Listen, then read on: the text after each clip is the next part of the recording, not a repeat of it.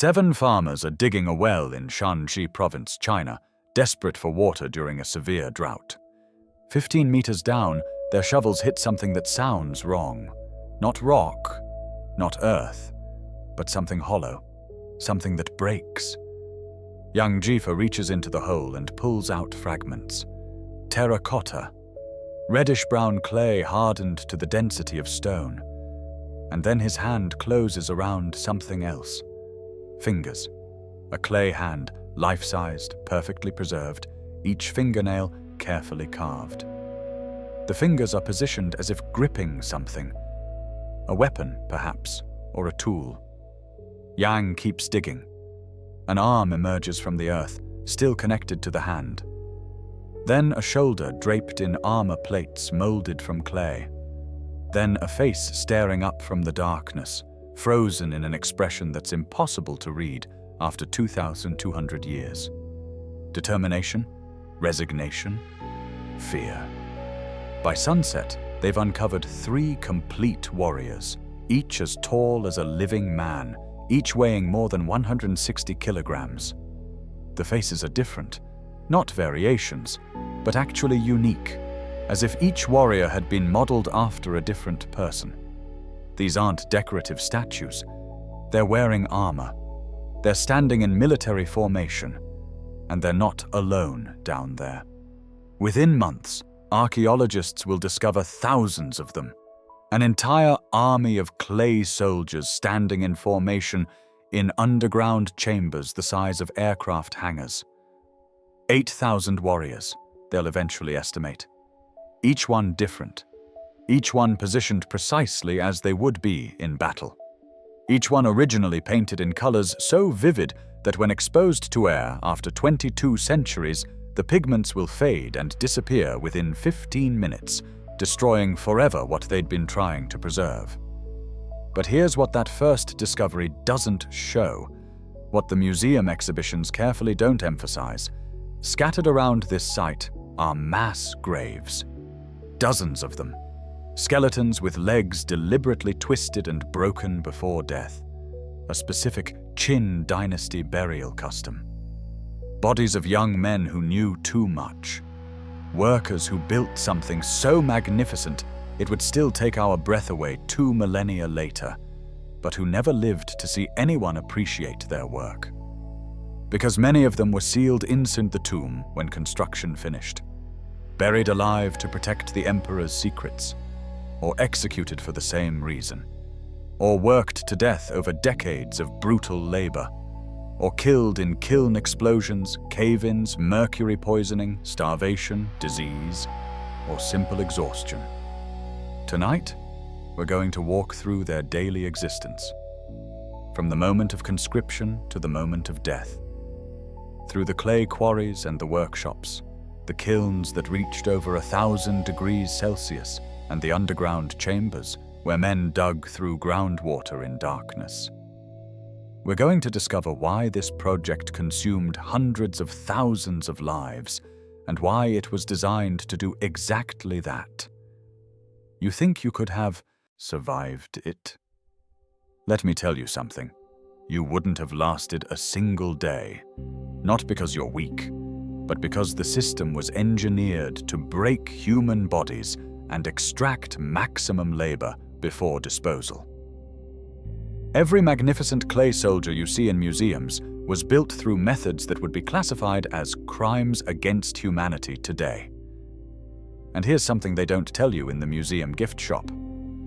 Those bronze weapons the warriors carry, those swords so sharp they can still cut paper after 2,200 years, those crossbow mechanisms so sophisticated they have interchangeable parts, those spears with chromium coating that Europe wouldn't figure out for another 2,000 years? We'll talk about those weapons. We'll talk about what they were really for. And when you learn the truth about them, everything you thought you understood about this project will shift. Welcome back to Sleepable History. Let's begin where every worker's nightmare started, with understanding the man who demanded all of this. The emperor who tried to conquer death by building an army that would outlast every living soldier in his empire. Chapter 1. the emperor who demanded eternity. To understand why you're standing in that clay-stained work camp, shivering in the pre-dawn cold, we need to understand the man who put you there.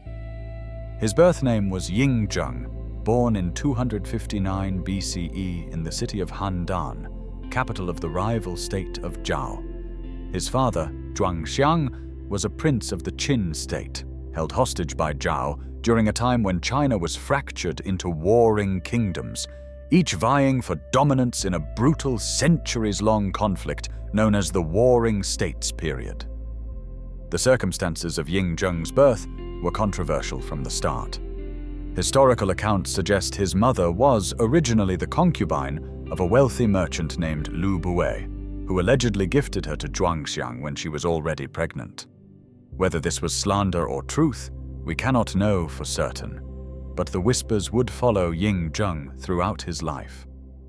What we do know is that when he was just 13 years old, in 246 BCE, his father died, and the boy became king of Qin. For the first 9 years of his reign, the young king was little more than a figurehead. His mother and Lu Bue effectively controlled the government, making decisions in his name while he learned the intricate arts of statecraft and warfare. But at age 22, Ying Zheng seized full control of his kingdom in a calculated move that revealed the ruthless intelligence that would define his rule. He exiled Lu Bue, who later took his own life. He dealt with his mother's political maneuvering. He consolidated power with a determination that would reshape China forever. The state of Qin had advantages that Ying Zheng exploited brilliantly. Located in the Wei River Valley in what is now Shanxi province, Qin controlled the western territories and had undergone significant reforms under the legalist, Minister Shangyang, a century earlier.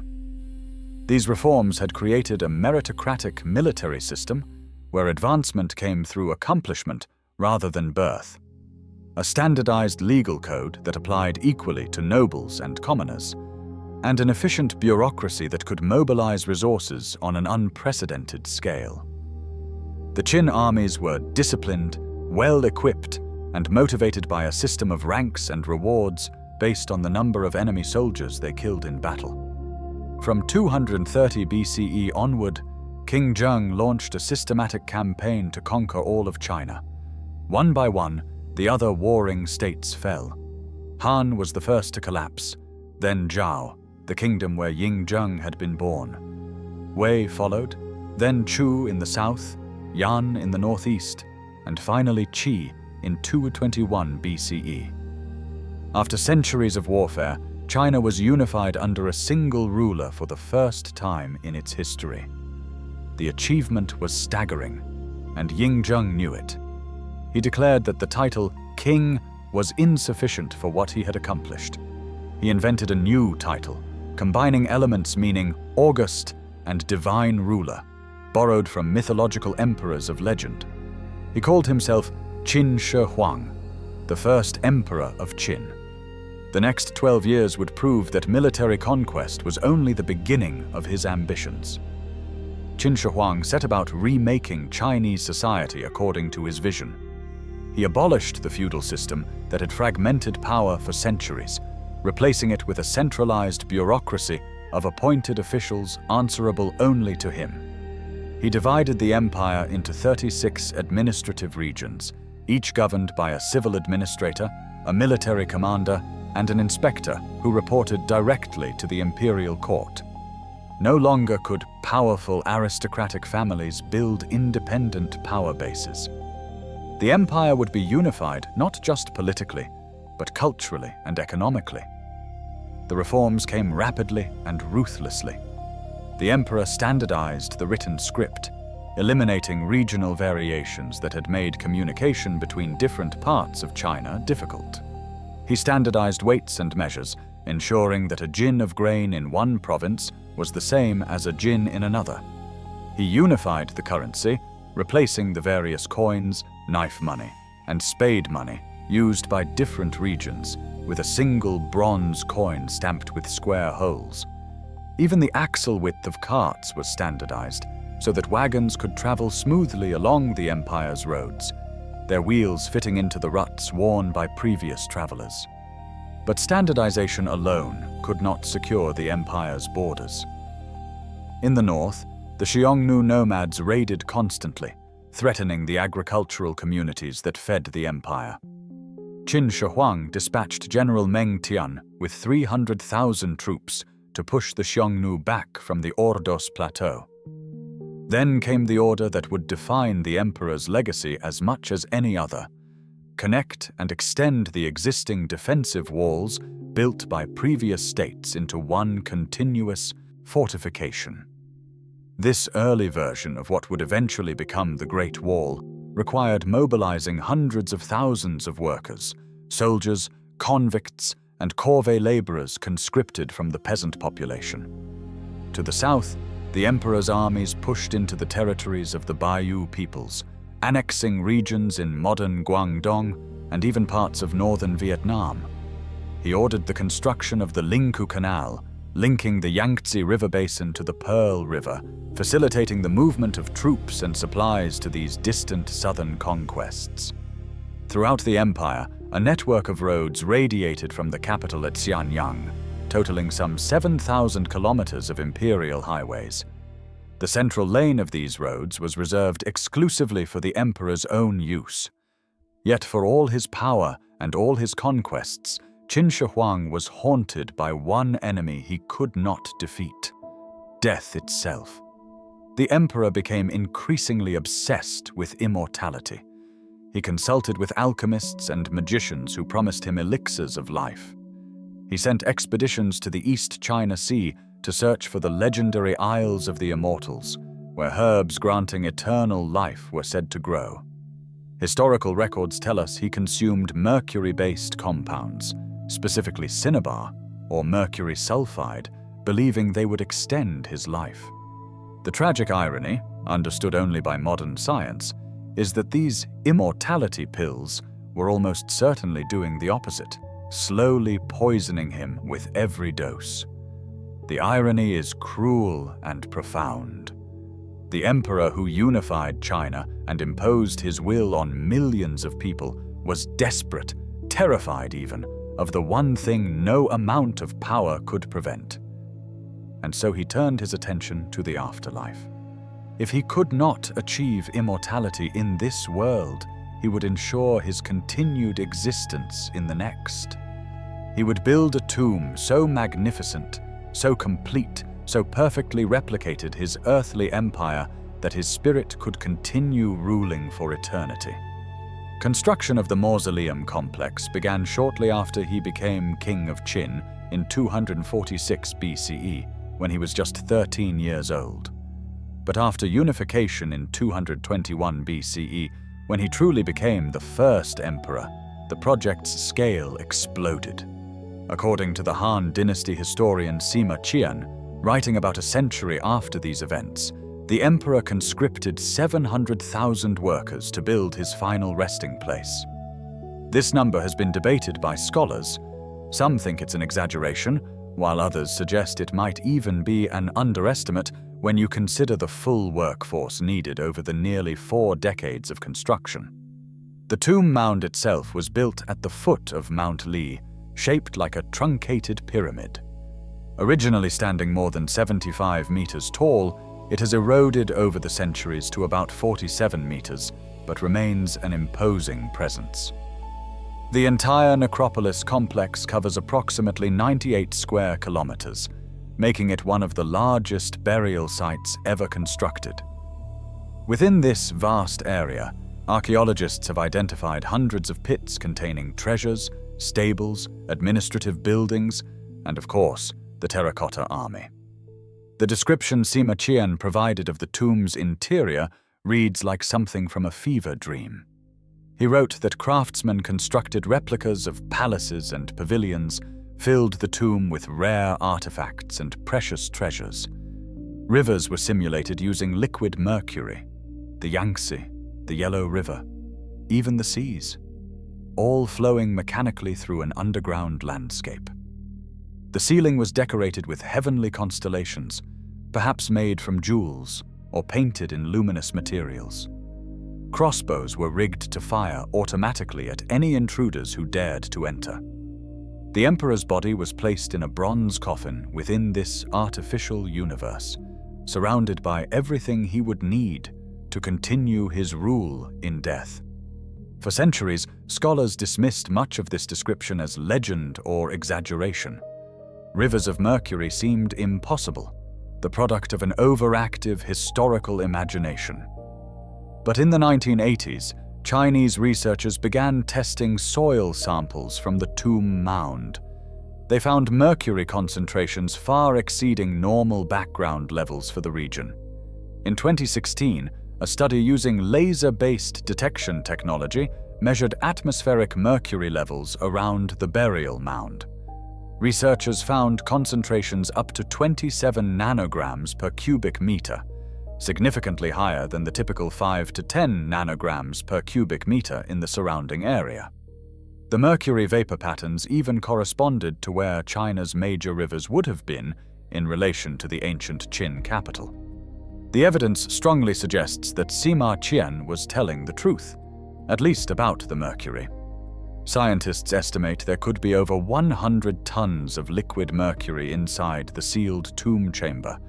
This massive amount of toxic material is one of the main reasons Chinese authorities have resisted opening the emperor's tomb. The risk of mercury exposure is too great, both for the archaeologists who would enter and for the artifacts that might be damaged once exposed to modern air after 2,200 years of sealed preservation.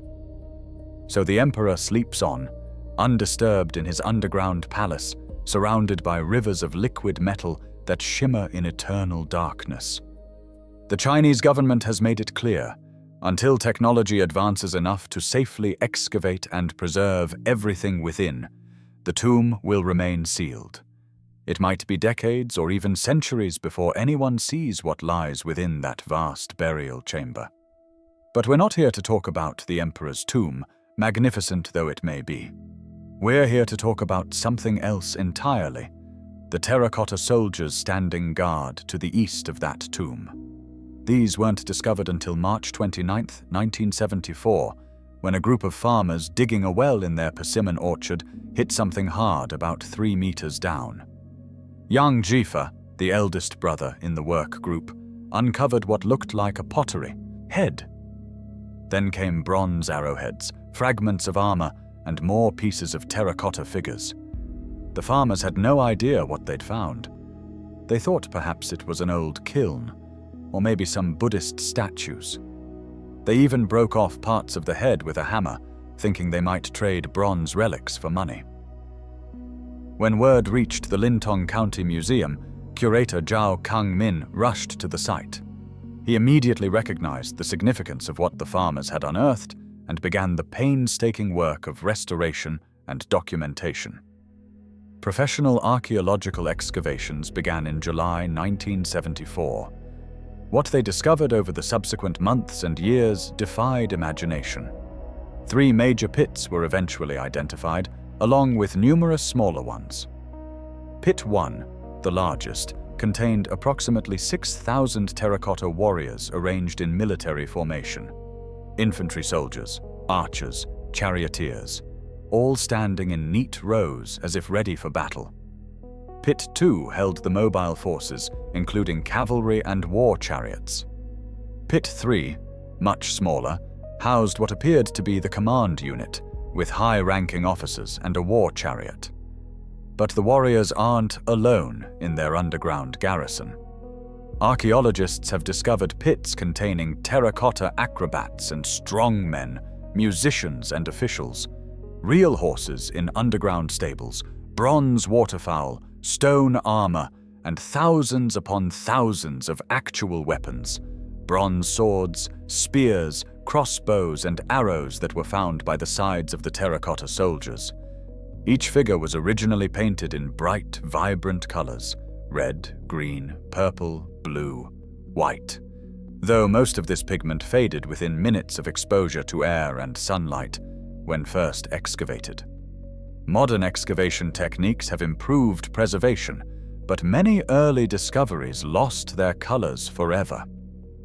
Here's what makes the terracotta army truly extraordinary. No two faces are exactly alike.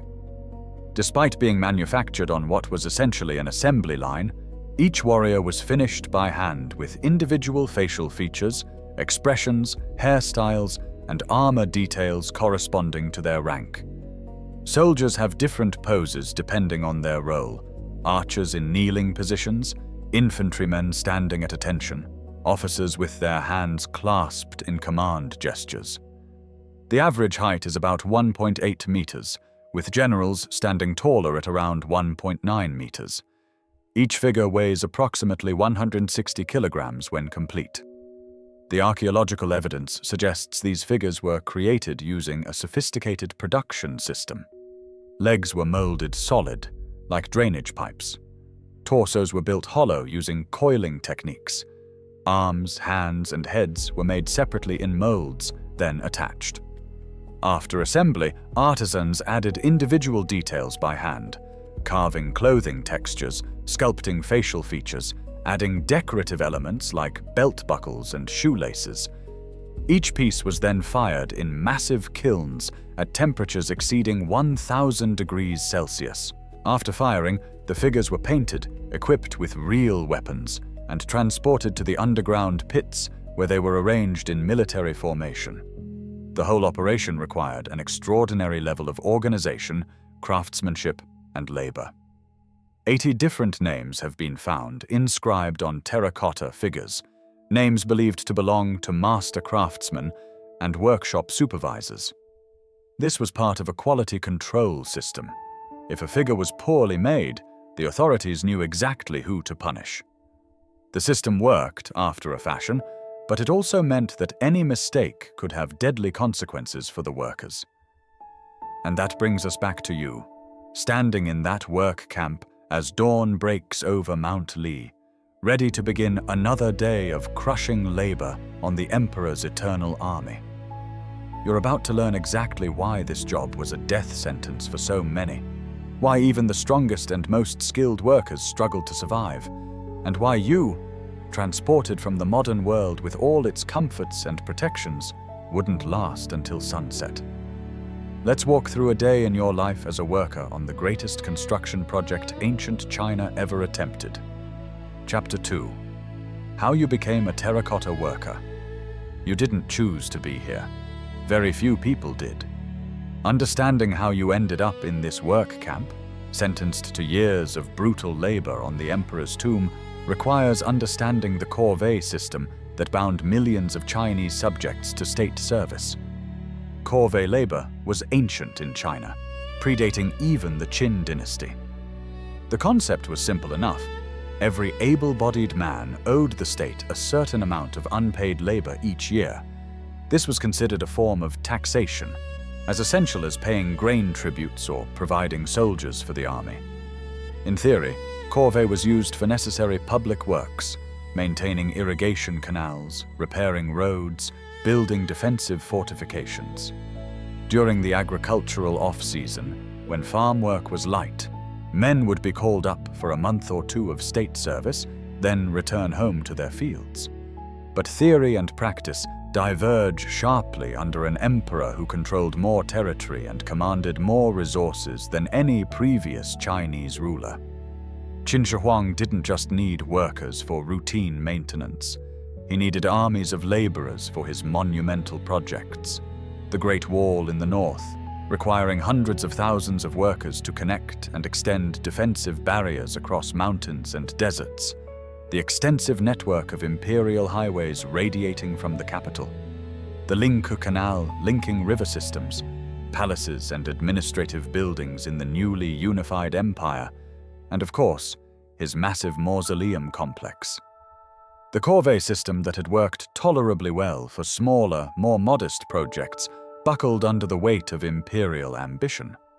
Men were conscripted for far longer than a month or two. They were sent far from home, sometimes hundreds of kilometers away, to work on projects that would take years to complete. Families were broken apart. Fields went unplanted or unharvested. The social fabric strained and tore under the burden. You might have been conscripted as part of regular corvée duty. Perhaps you were a peasant farmer from a village in the Wei River Valley, your name recorded in the household registers maintained by hamlet chiefs and field chiefs. When the call came for workers, the township bailiff arrived with a contract, and you had no choice but to go. The law required your service. If you tried to hide or claim illness without proper verification, not only would you be punished, your family and even your hamlet chief could face penalties as well. The system was designed to make evasion nearly impossible. Or perhaps your path here was darker. The Qin legal code was notoriously comprehensive and harsh. Violations that might merit a fine or a few days of punishment in other societies could result in years of hard labor under Qin law. Theft, even of small amounts, could land you in the convict labor pool. Failure to meet tax obligations in grain or goods, off to the work camps. Infractions related to commerce, travel without proper documentation, failure to report crimes. All could result in sentencing to forced labor. The Qin system of punishments was graduated and specific. Minor offenses might result in shaving your head or beard as a form of humiliation. More serious crimes brought tattooing or branding on the face, visible markers that advertised your criminal status to everyone you met. The most severe non-capital punishments included categories like chengdan, or wall pounders, convicts sentenced to hard labor on fortifications, and often subjected to mutilations like facial tattooing. These forced laborers worked for 4 or 5 years in remote border regions under brutal conditions. Many of the workers on the mausoleum project were convicts serving sentences, and the Qin system seems almost designed to generate a steady supply of them. The laws were detailed and exacting, the punishments severe, and the enforcement relentless. Informants were encouraged at every level of society. Your neighbor might report you. Your family might be compelled to testify against you. The state's need for labor was insatiable, and the legal system helped fill that need. There's another possibility, though. You might be a skilled artisan, conscripted specifically for your expertise. The terracotta warriors required more than brute labor.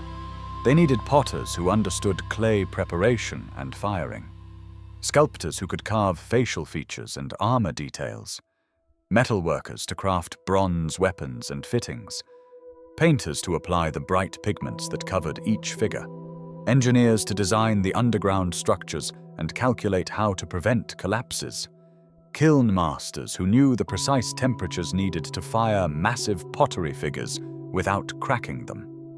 If you had any of these skills, your household registration noted it. When the emperor's officials came looking for craftsmen for the mausoleum project, your name would be on their lists. You might be pulled from an imperial pottery workshop where you'd been making roof tiles for government buildings, or from a private workshop producing everyday pottery for local markets. Your skill made you valuable, but it also made you a target for conscription. The artisans' names found inscribed on terracotta warriors tell us something important. This wasn't anonymous labor. The emperor's administrators knew exactly who was making what. Quality control was maintained through a simple system. Stamp your name on your work. If a warrior cracked in the kiln or showed poor craftsmanship, the officials knew who to punish. If your work was consistently excellent, you might earn better rations, slightly less brutal treatment, perhaps even recommendations that could shorten your service time, though this last possibility was more theoretical than real. Now picture your journey to the construction site. If you lived nearby in Shanxi province, perhaps it was only a few days' march. But workers came from all over the newly unified empire. From Chu in the south, from Yan in the northeast, from the former states of Han and Zhao. Some traveled for weeks or months to reach Mount Li, their journey itself a trial of endurance. You walked, of course. There were no other options for someone of your class. You carried what few possessions you could, perhaps an extra set of clothes, a sleeping mat, a wooden bowl and cup. maybe a small knife. Guards accompanied the work groups, making sure no one slipped away during the journey. If someone tried to escape and was caught, the punishment would be swift and severe, made into a public example to discourage others. The landscape changes as you approach Mount Li. The region is dominated by loess, the yellow earth that gives the Yellow River its name, and the Chinese potters have worked for thousands of years. The soil is ideal for pottery. It has good plasticity when wet, accepts fine details well, and fires to a strong, durable finish. The Emperor's engineers chose this site not just for the mountain's auspicious feng shui, but also because the raw materials needed for the massive pottery project lay literally beneath their feet. Your first view of the construction site is overwhelming. Even from a distance, you can see the earthen mound rising where the Emperor's tomb is being constructed. Closer in, there are hundreds, no, thousands of temporary structures, worker barracks, administrative buildings, workshops, storage facilities, kilns sending pillars of smoke into the sky. The sounds hit you next. Hammering, the turning of potters' wheels, voices shouting orders, the crackling of kiln fires, and the smell: smoke, sweat, clay dust, human waste from inadequate latrines. This is where you'll live for the foreseeable future. This is where many workers will die. You're processed into the system with bureaucratic efficiency. Your name, home village, household registration, and skills are recorded on bamboo slips. You're assigned to a work unit, perhaps a pottery workshop if you have relevant skills, or general labor if you don't. You're shown your sleeping space in a long, low building with a dirt floor, rows of wooden sleeping platforms, and barely enough space to lie down without touching the workers on either side of you. You're issued a set of work clothes, rough fabric that will be the only thing standing between your skin and the elements. You're given a wooden identification tag that must be worn at all times. And then comes the briefing about rules. The overseer speaks in the harsh tones of someone who's given this speech 1,000 times before. Work begins at dawn. Work ends at dusk, or later if the project demands it. You will meet your quota or face punishment. Theft of materials means branding and extended sentence. Attempted escape means execution. Sabotage of any kind means execution, and your family back home will face punishment as well.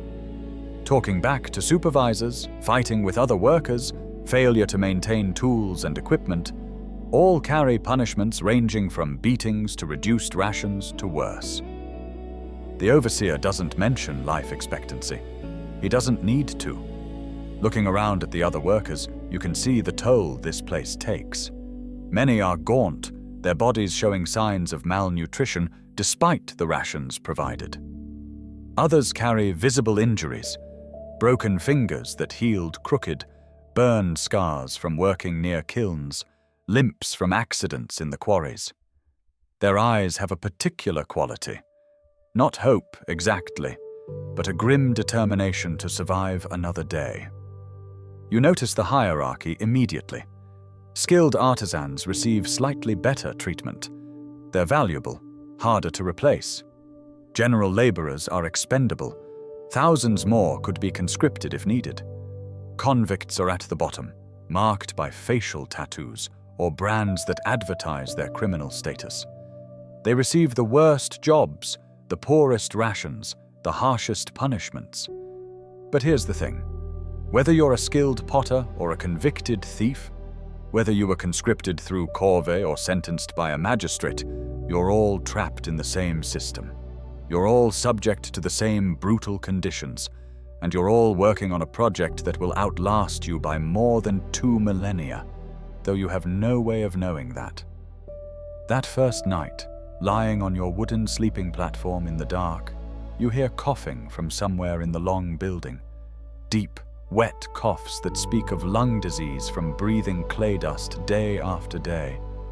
You hear someone crying quietly, trying to muffle the sound. You hear snoring, muttered conversations, the scratching of lice that infest the bedding no matter how many times it's cleaned. Tomorrow, the real work begins.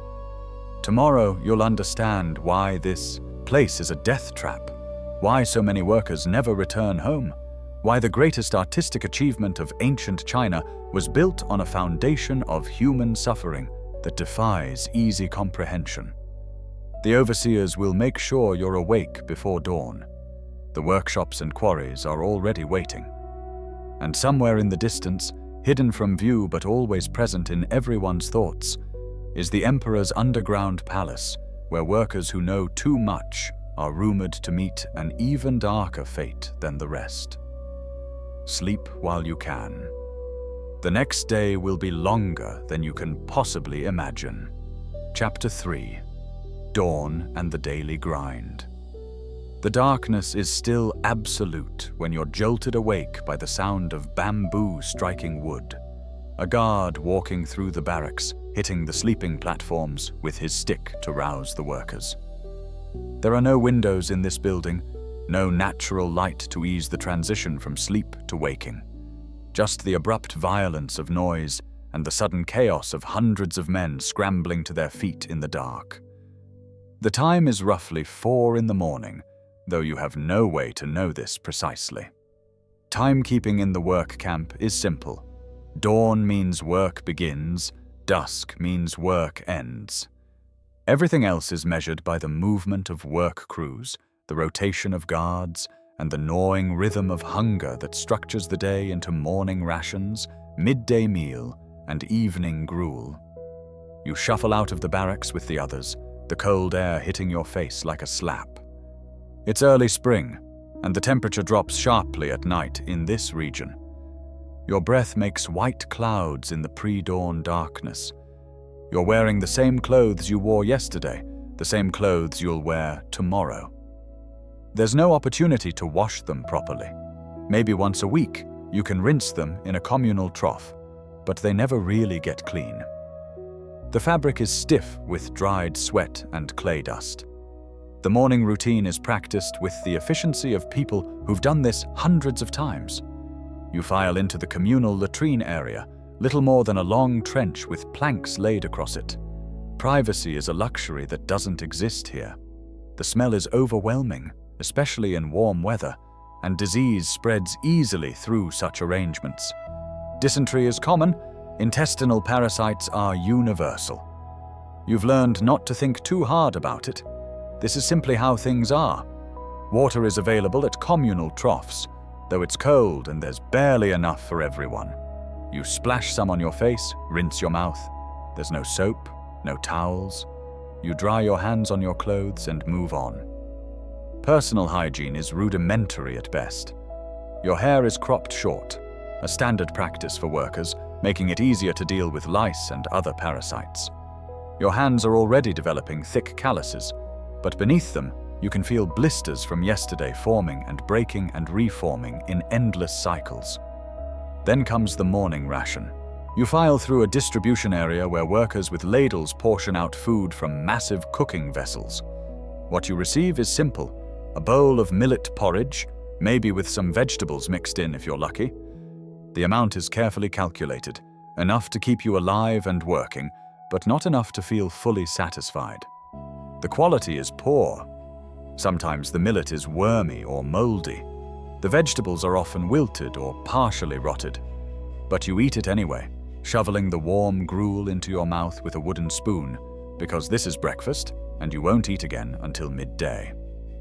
For workers designated as skilled artisans, or those whose health is being monitored because of their specialized roles, there might be a small piece of salted fish or a few strips of dried meat. But for general laborers and convicts, the morning meal is almost entirely grain. Your body is being slowly starved of protein, of fats, of vitamins and minerals essential for health. Over weeks and months, this deficit accumulates. You've noticed your teeth becoming looser, a sign of scurvy from lack of fresh vegetables. Your night vision has worsened, vitamin A deficiency. Bruises appear easily and heal slowly. Malnutrition affects your body's ability to repair itself. But there's no time to contemplate the slow degradation of your health. As the sun begins to lighten the eastern sky, work assignments are called out. Crews are organized by task, some to the clay quarries, some to the workshops, some to the kiln areas, some to the underground construction sites. Guards stand at strategic points, watching for any sign of hesitation or resistance. Their bamboo sticks are ready. Their authority is absolute. Let's say you've been assigned to clay extraction duty today. This is considered one of the worst assignments because of the physical demands and the danger. You collect your tools from the storage area, a short-handled hoe, a carrying basket, a length of rope.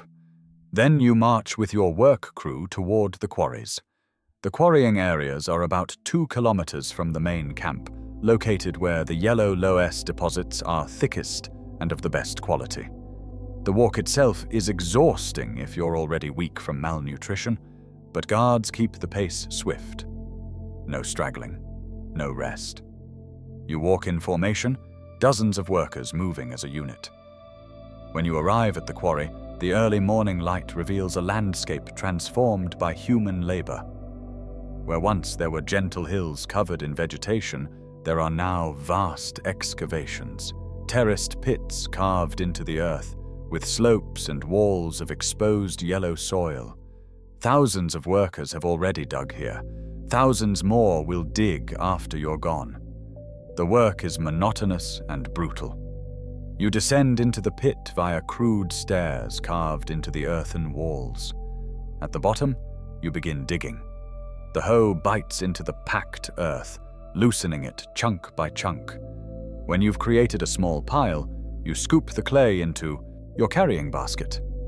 When the basket is full, and it's heavy, perhaps 20 or 30 kilograms, you must carry it up those earthen stairs to the top of the quarry, where it's emptied into larger collection areas. Then you descend again. Dig more clay, fill the basket, carry it up. Empty it. Descend. Dig, fill, carry. The cycle repeats dozens, perhaps hundreds of times per day. Your back screams, your legs burn, your hands, despite their calluses, develop new blisters where the hoe handle rubs. When a blister bursts, you keep working with raw, bleeding flesh until it eventually scabs over. The pace is relentless. Quotas must be met. Each work crew has a daily target for how much clay must be extracted. Fall short, and the entire crew faces punishment, reduced rations, beatings, public humiliation. This creates peer pressure. If you're slow or weak, you're not just hurting yourself, you're hurting everyone around you. The result is that workers push themselves and each other to dangerous extremes. And then there are the accidents. Clay quarrying might seem safer than, say, mining for metal ores, but yellow loess has peculiar properties. It can seem stable one moment and collapse without warning the next, especially after rain or when excavations go too deep. Cave-ins are common. You've heard stories of entire work crews buried alive when a quarry wall gave way. Sometimes there's advance warning, a crack appearing, soil beginning to slide, and workers scramble to safety. Other times there's no warning at all, just a rumbling sound, and suddenly tons of earth are cascading down, engulfing anyone in the way. If you're lucky and a small cave-in occurs, perhaps only injuring you rather than killing you outright, what happens next? If the injury is minor, a twisted ankle, a gashed arm, bruised ribs, you bind it up as best you can and keep working. Stopping means no food. Stopping means punishment. So you work through the pain until your shift ends. If the injury is more serious, a broken bone, a crushed foot, severe bleeding, you might be carried to the medical area. But don't expect sophisticated treatment. The medical practitioners available to workers are minimal. There's no anesthetic. If a bone needs to be set, someone holds you down while another yanks the bone back into position. If a wound needs to be cauterized, a hot iron does the job. Many workers develop infections from injuries, and without antibiotics, Even minor wounds can turn fatal. The really serious injuries, those that leave a worker unable to work at all, result in a grim calculation. Can the worker recover? If yes, they might be given time to heal, though this means surviving on minimal rations without the ability to work for food. If recovery seems unlikely, or if the worker simply isn't valuable enough to merit the resources required to feed them during recovery, they might be dismissed from the project entirely, sent home if they have family who will take them, or simply turned out to fend for themselves. Many such workers die on the road, too injured to survive the journey home. But let's say you survive your morning in the quarries without serious injury. Around midday, work stops for the meal break. You climb out of the excavation, clay dust coating your hair, your face, your clothes. Everything you own is now a dingy yellow-gray. The dust gets into your nose, your mouth, your lungs.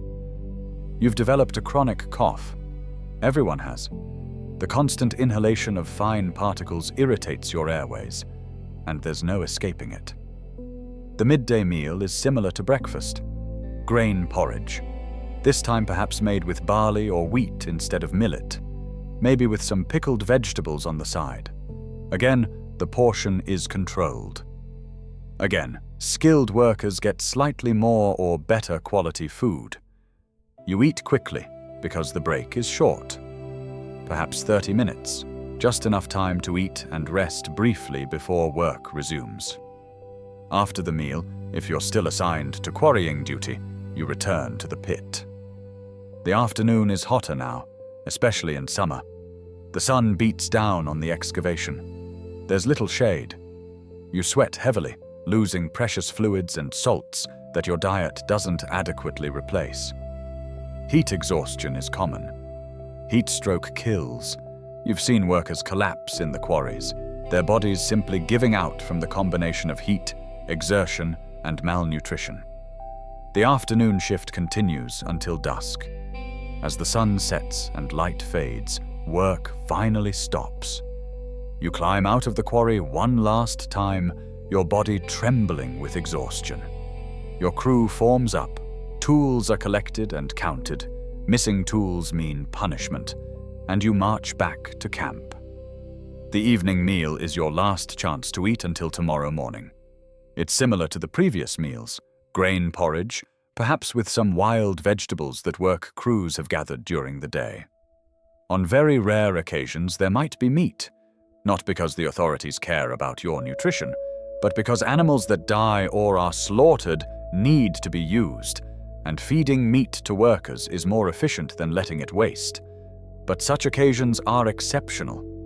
Most nights, it's just the eternal porridge, filling your stomach without truly nourishing your body.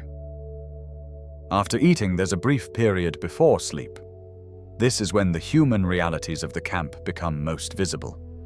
Workers with minor skills, literacy, mathematics, knowledge of herbs, might be called to help with record-keeping or simple medical treatment. Others mend clothes, repair tools, or do other tasks necessary for survival. Some gamble, using small stones or pottery shards for betting, trying to win extra rations or small favors from other workers. Gambling is technically forbidden, but guards often look the other way as long as it doesn't cause fights. A few workers have managed to maintain musical instruments, simple bamboo flutes, basic drums made from hollowed wood and animal skin. Sometimes in the evening, you'll hear quiet music drifting through the camp. It's one of the few reminders that you're still human, still capable of creating something beautiful amid all this ugliness. But mostly, people just rest. Your body demands it. After 12 or 14 hours of hard labor, sleep isn't optional. It's a necessity. You return to your barracks, claim your space on the wooden sleeping platform, and collapse. Around you, hundreds of other workers are doing the same. The sounds that filled the night before repeat: coughing, crying, snoring, whispered conversations. And here's the crushing reality. tomorrow will be exactly the same. The same wake-up call before dawn, the same poor food, the same exhausting labor, the same quotas and punishments. Day after day, week after week, month after month. This is your life now. This is all your life might ever be. Some workers have been here for years. They were conscripted when construction began in the early years of the project, and they're still here, aged beyond their years, their bodies worn down by the relentless labor. They've seen thousands of workers come and go, some completing their terms and returning home, others dying from accidents or disease or execution, still others simply disappearing into the vast machinery of the Emperor's construction projects. You try not to think about how long you might be here. Your corvée service was supposed to be 1 year, but you've heard stories of terms being extended, of workers being transferred to other projects, of bureaucratic delays that strand men far from home for years beyond their original sentences. There's no guarantee you'll ever see your family again. There's no guarantee you'll survive long enough for any of that to matter. As exhaustion finally pulls you into sleep, your last conscious thought is simple. You survived today. Tomorrow, you'll try to survive again. It's all you can do. It's all anyone here can do. And that's what a normal day looks like. That's the baseline of existence in the work camp. But we haven't even discussed the truly dangerous jobs yet. The work that kills not over months and years, but in moments. We haven't talked about the kilns where warriors are fired at temperatures hot enough to melt flesh. We haven't discussed the underground construction where cave-ins and floods trap workers in darkness. We haven't examined the mercury mines where toxic fumes slowly poison everyone who enters. Those horrors await. But for now, sleep. Tomorrow brings new dangers. New brutalities, new tests of your ability to endure the unendurable. Chapter 4. The Workshops. Creating Clay Armies.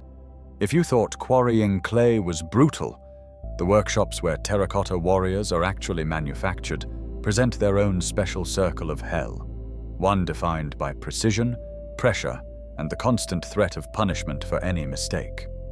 Let's walk through a day assigned to pottery work, experiencing firsthand the process that created over 8,000 individual warriors. The workshop complex is vast. Dozens of long, low buildings with thatched roofs to shed rain, open sides to provide light and ventilation. Each workshop specializes in a particular stage of production. Some buildings focus on preparing clay. Others house the molding operations. Still others are dedicated to detailed sculpting, assembly, or painting. The organization is sophisticated. A production line centuries before the Industrial Revolution would formalize such concepts. You're assigned to a leg-making crew. The legs of terracotta warriors are built solid, shaped like cylinders, essentially manufactured using the same technique as drainage pipes of the period. The process starts with prepared clay, which arrives at your workshop already processed, dug from the quarries, transported here, cleaned of major impurities, mixed with sand and grog to improve its structural properties, and needed to achieve consistent texture. Your task is deceptively simple. Take a prepared mass of clay, roughly equal to what one leg requires, and shape it into a cylinder of the correct dimensions. You work on a low table using your hands and simple wooden tools. Roll the clay, press it, smooth it, check the dimensions against a wooden template. The clay must be firm enough to hold its shape, but not so dry that it cracks. Your hands must work quickly but carefully. No air pockets can remain trapped inside, as these will expand during firing and cause the leg to explode in the kiln. Around you, dozens of other workers are doing the same task, each producing leg after leg in a rhythm that has become automatic through repetition. Your workshop has a quota. So many legs per day, checked for quality by supervisors who walk constantly among the workers. Each leg must meet standards for size, shape, and density. Legs that fail inspection are broken down, the clay returned to the preparation area to be reworked. The worker who made the defective leg receives a mark against their record. Accumulate too many marks, face punishment.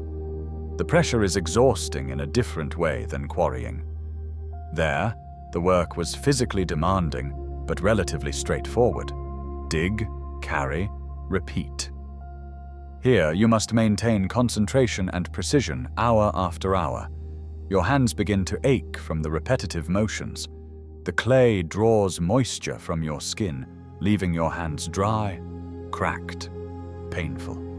Clay dust still fills the air, still irritates your lungs, but now you're also dealing with the close, humid atmosphere of the workshop, where dozens of workers are handling wet clay. In another workshop nearby, different crews create the torsos. These are more complex, hollow structures built using coiling techniques.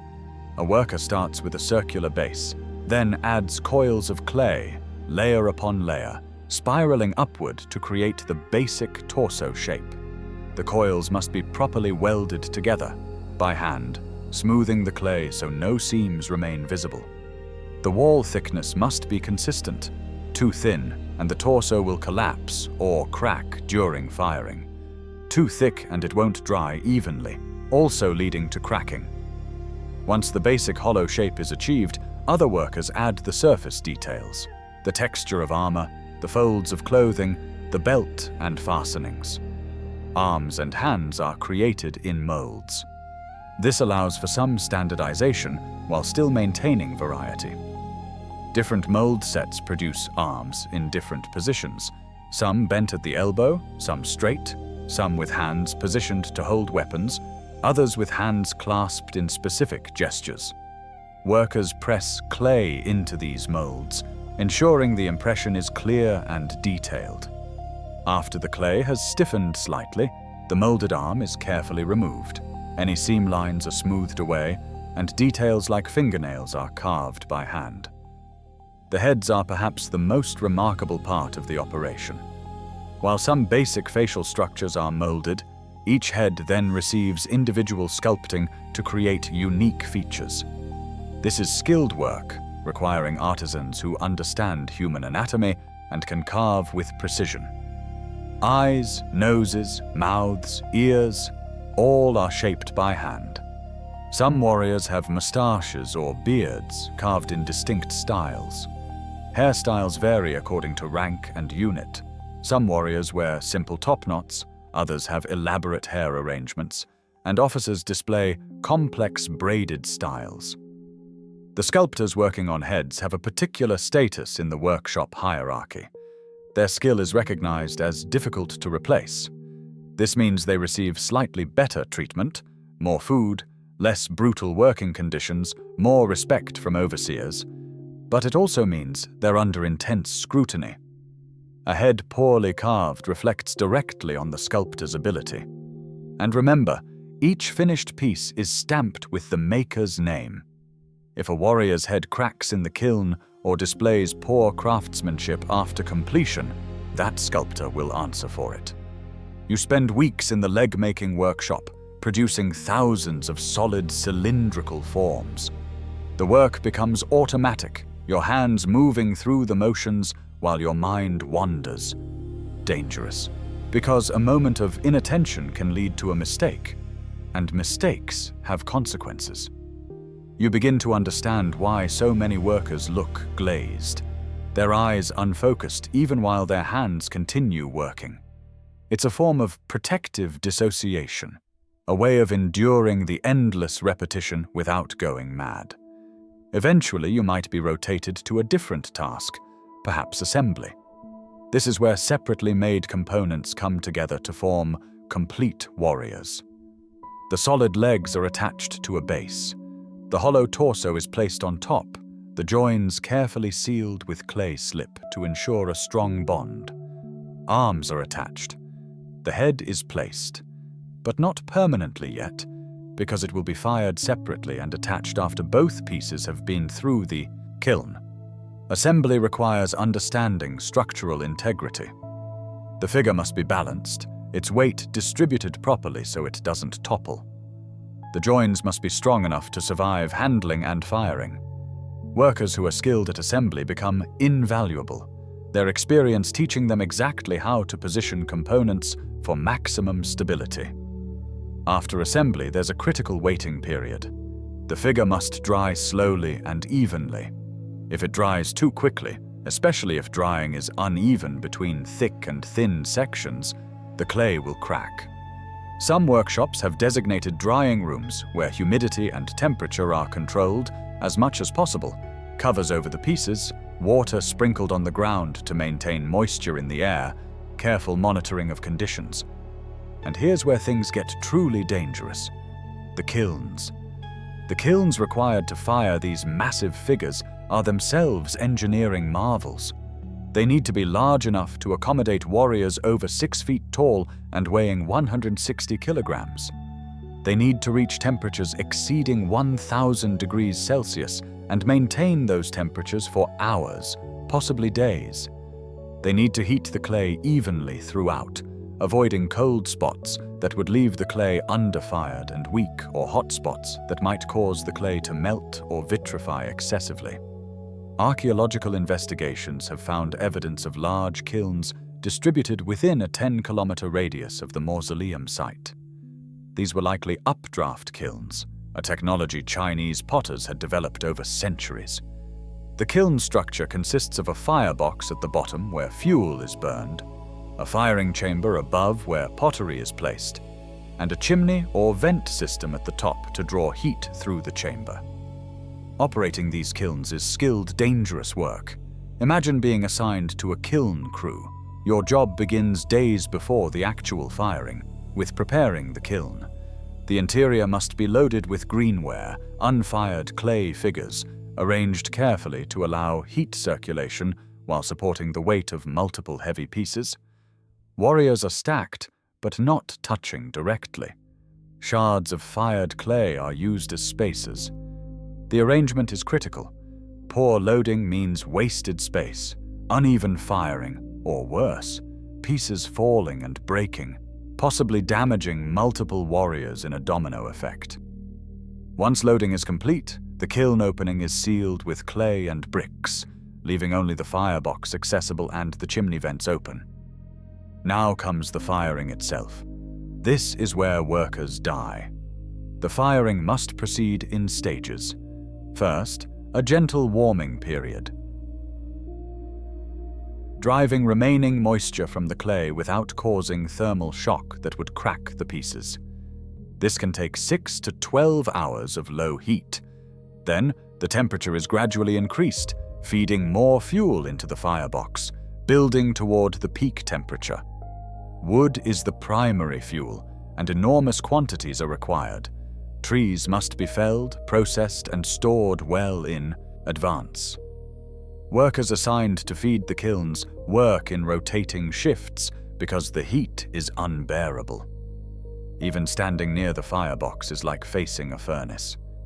Your skin prickles and burns. The air is so hot it hurts to breathe.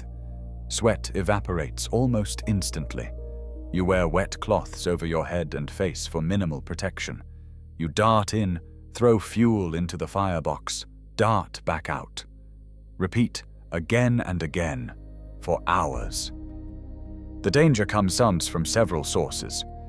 Radiant heat can cause severe burns even without direct contact with flames. Workers' clothing sometimes catches fire. If you're lucky, someone notices and helps beat out the flames before serious injury occurs. If you're unlucky, you burn, possibly fatally, and become just another casualty of the project. There's also the risk of kilns failing catastrophically. If the structure has unseen flaws, if thermal stress causes critical cracks, if the weight of warriors inside causes a collapse, the result can be explosive. Superheated air and flames erupt from ruptures in the kiln walls. Workers near the kiln when this happens suffer terrible injuries. burns over much of their bodies, lungs seared by breathing superheated air, sometimes death within hours or days from the trauma. And then there's the toxic smoke. Burning wood produces smoke that contains carbon monoxide, a deadly gas that kills by preventing your blood from carrying oxygen. In enclosed areas or with poor ventilation, carbon monoxide builds up, and workers simply lose consciousness and die without realizing what's happening. Other workers develop chronic respiratory problems from years of breathing smoke, their lungs damaged beyond repair, condemning them to shortened lives filled with breathless suffering. Assuming the firing proceeds without catastrophic failure, it continues for many hours, perhaps even several days for the largest pieces. The kiln crew must maintain constant vigilance, adjusting the fuel supply, monitoring the color of flames visible through spy holes, judging when the temperature has reached its peak. Kiln masters develop intuition for this, learned through years of experience and a willingness to risk their health examining dangerously hot structures. Finally, the firing is complete. The firebox is sealed. The kiln is left to cool, slowly over several more days, because rapid cooling would cause thermal shock and crack the now fired pottery. Workers wait, anxious, because only when the kiln is opened will they know if the firing was successful. When cooling is complete and the kiln is unsealed, the moment of truth arrives. Workers carefully remove the fired warriors, examining each one. Some are perfect, properly fired, undamaged, ready for the next stage. Some have minor cracks or flaws that might be patched, and some are complete failures, cracked beyond repair or broken during firing, or showing signs of underfiring that leave them weak and unsuitable. Failed pieces are a disaster on multiple levels. The labor invested in making them is wasted. The clay and fuel used are wasted. And most significantly, someone is held responsible. Remember those names stamped on pieces? When a warrior fails, the kiln master and the original maker are both questioned. If the failure is determined to be the maker's fault, poor construction, air pockets in the clay, improper drying, that worker faces punishment. If it's deemed the kiln master's error, poor firing procedures, inadequate temperature control, they face consequences. What kind of punishments? The Qin legal code was comprehensive. For workers already conscripted, punishments might include extended sentences, transfer to worse job assignments, reduced rations, or corporal punishment. Beatings with bamboo canes, sometimes administered publicly as warnings to others. For more serious infractions, or for skilled artisans whose repeated failures suggested incompetence or sabotage, the punishments escalated. Mutilation punishments like facial tattooing, or, in extreme cases, execution. The historical record tells us that quality control could be deadly. One story, passed down through generations and recorded in later accounts, describes an episode early in the Terracotta Army's production when artisans struggled to master the technique of firing such large pieces. Repeated failures led to anger from supervising officials. When one particularly bad firing resulted in numerous broken warriors, the officials ordered dozens of artisans executed as examples, terrifying the remaining workers into developing better methods. Whether this specific story is literally true or apocryphal, the underlying reality is clear. Failure had severe consequences, and the pressure on workers, especially skilled artisans whose names were attached to their work, was immense. After successful firing comes painting. The warriors were originally covered in bright colors: red, green, purple, blue, white, applied in multiple layers. The base layer often consisted of lacquer mixed with ground minerals, providing a smooth surface and acting as a primer. Then came the pigments: cinnabar for red, azurite and malachite for blues and greens, charcoal black, lead white. Different colors indicated different armor types and ranks.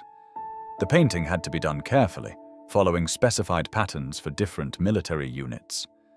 Painting crews work in relatively better conditions than many other jobs.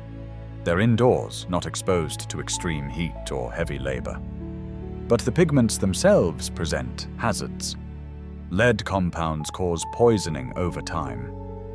Cinnabar, the red mercury sulfide mineral prized for its brilliant color, releases toxic mercury vapor. Workers handling these materials day after day accumulate toxins in their bodies. Symptoms develop gradually. Tremors, weakness, damage to kidneys and other organs, eventual death if exposure continues long enough. Once painted, the warriors receive their weapons. Real bronze, swords, spears, bows, crossbows, and arrows manufactured in specialized workshops we haven't even discussed yet. The weapons are sharp and functional. They're not decorative props, but actual military equipment, just like the Qin armies would carry. Each warrior is armed according to their role. Archers hold crossbows, infantrymen carry spears or swords. Generals have ceremonial weapons befitting their rank. Finally, the completed warriors are transported to the underground pits where they'll stand in military formation for eternity. This transportation is itself challenging. Moving hundreds of kilograms of fired clay without breaking them requires careful handling. They're loaded onto wagons, cushioned with straw or cloth, and driven carefully to the excavated pits. There, workers position them precisely according to plans that recreate military formations of the period. And here's the scale we're talking about. Pit 1 alone contains approximately 6,000 warriors arranged in a battle formation. They stand in corridors separated by earthen walls, with wooden beams overhead supporting a roof structure. Pit 2 has mobile forces, cavalry and war chariots. Pit 3 contains the command unit. There are other pits with musicians, acrobats, officials. Each of these pits required not just the warriors themselves, but massive excavation, structural engineering, waterproofing, and architectural work. You, as a worker, might cycle through various jobs over months or years. 1 month, you're making legs. The next, you're hauling fuel to kilns. After that, you might be assigned to excavation duty, digging the pits that will house the army. The variety doesn't make the work easier. It just exposes you to a wider range of dangers. Throughout all of this, the workshop complex maintains its relentless rhythm. Quotas must be met. Quality standards must be maintained.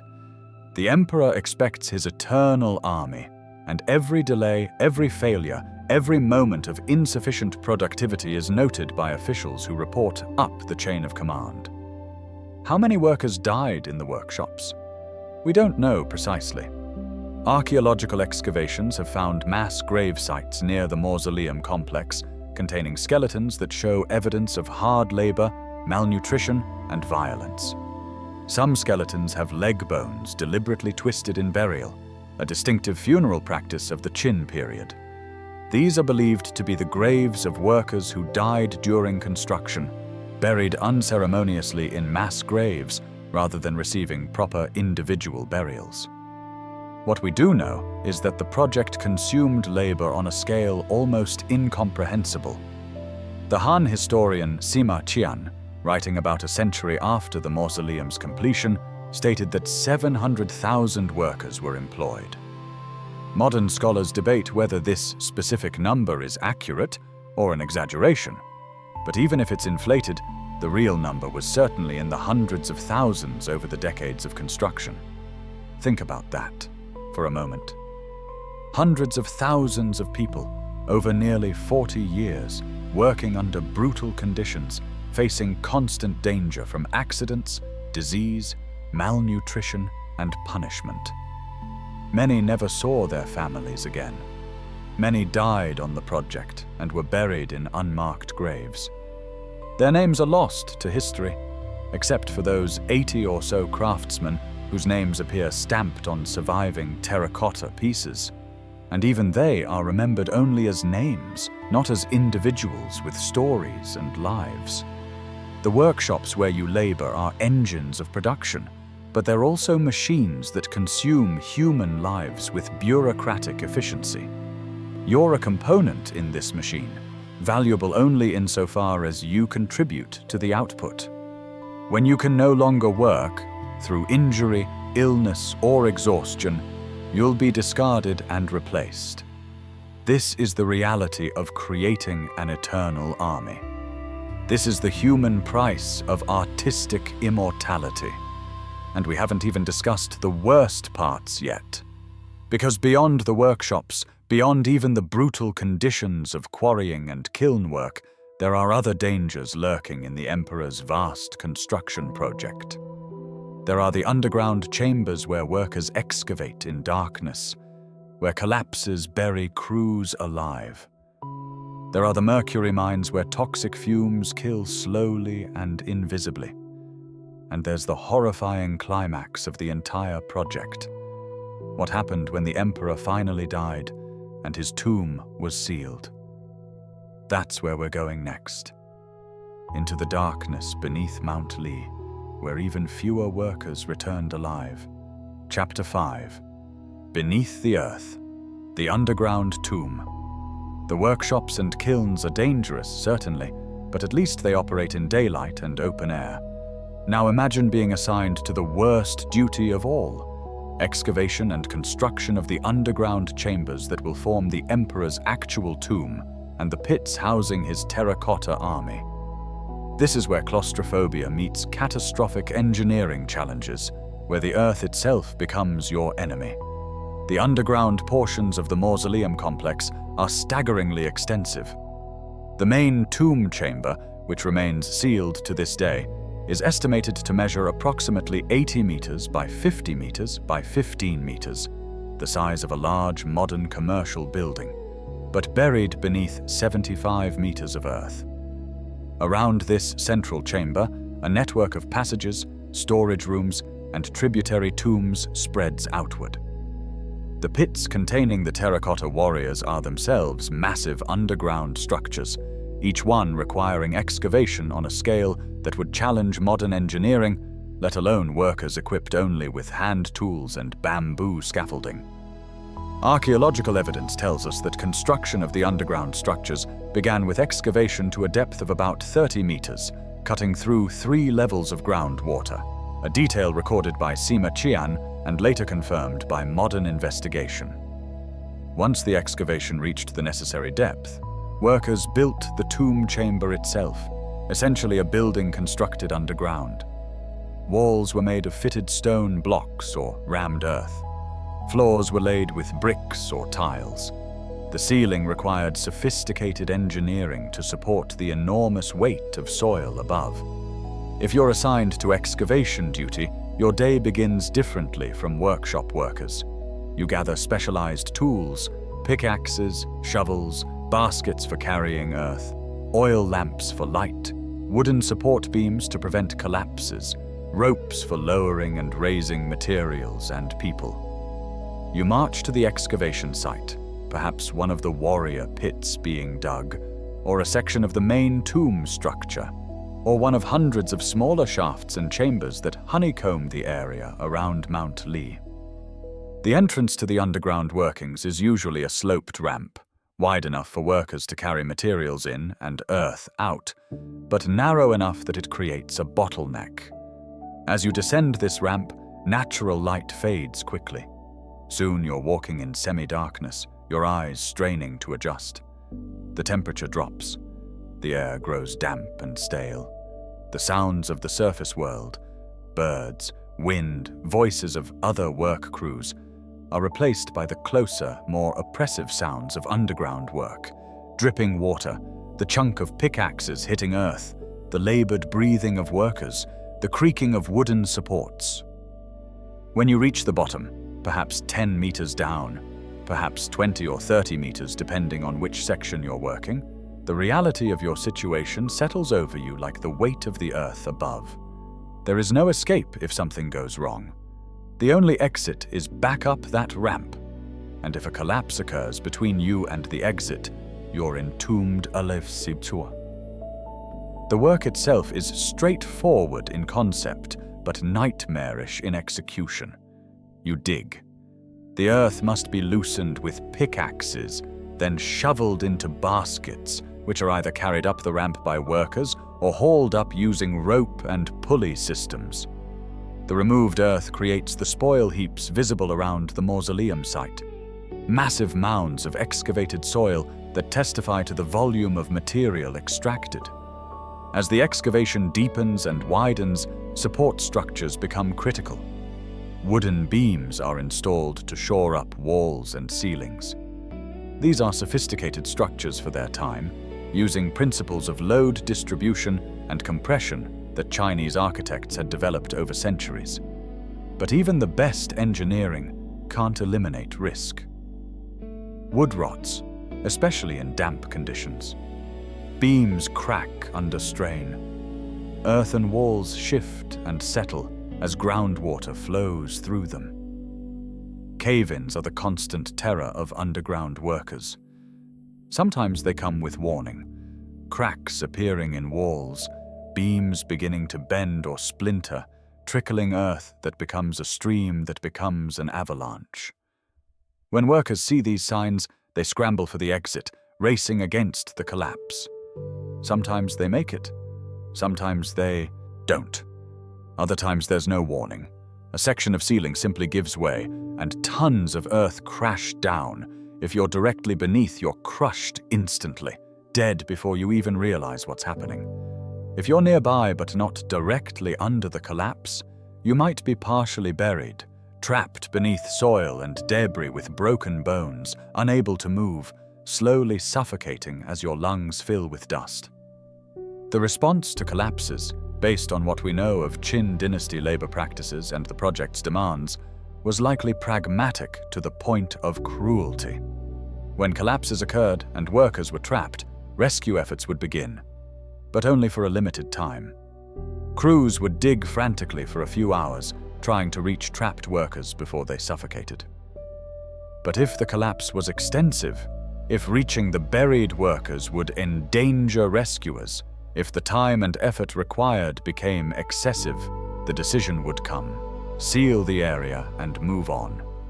The trapped workers would be left to die slowly in darkness, their bodies remaining entombed in the very structure they were building.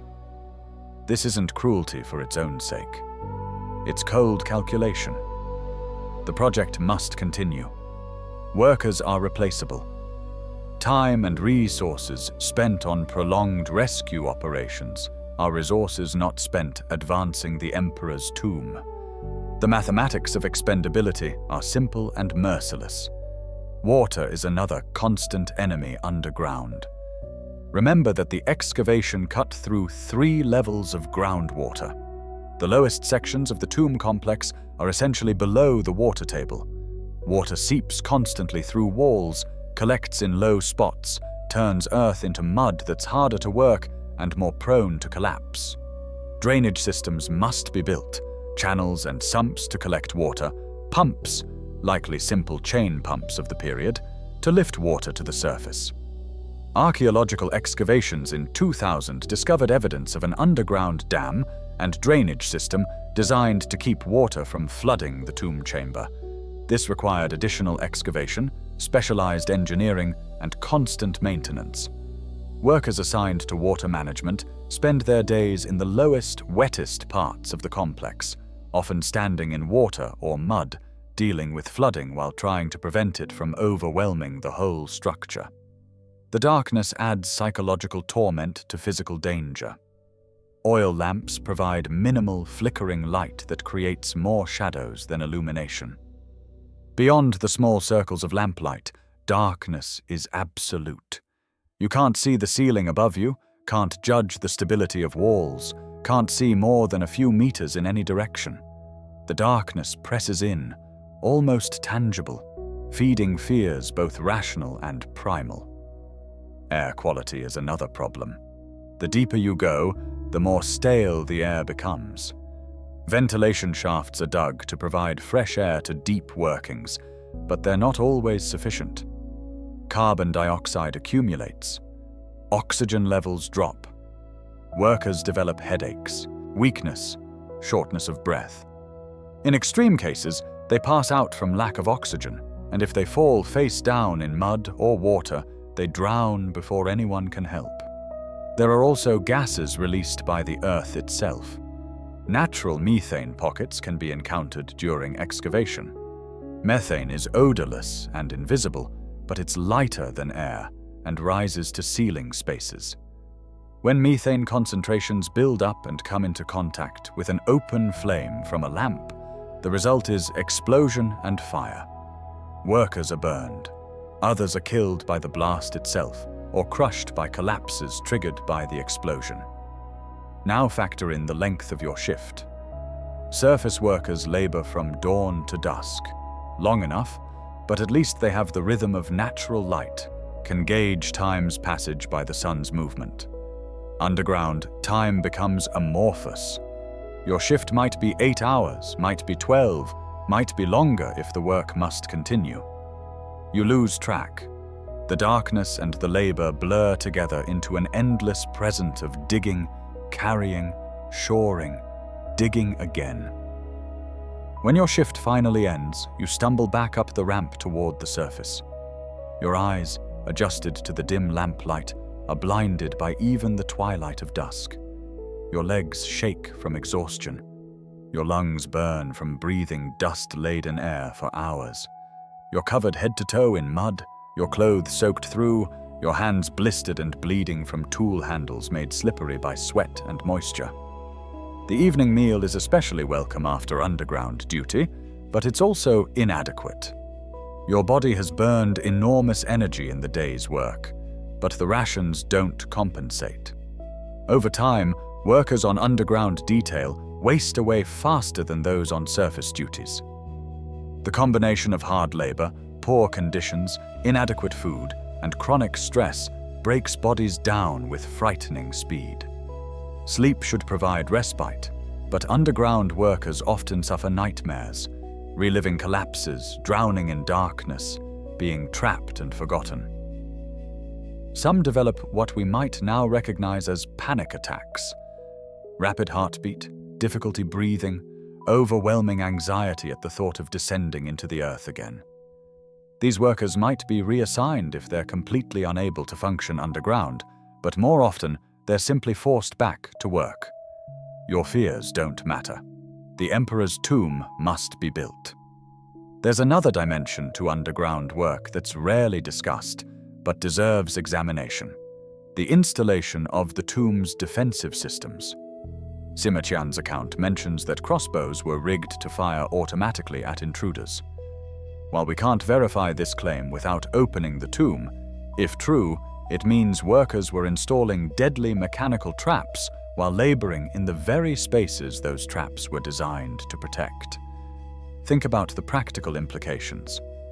Workers would be setting up bronze crossbow mechanisms, tensioning them, loading them with arrows, then carefully arranging tripwires or trigger plates that would release the weapons if disturbed.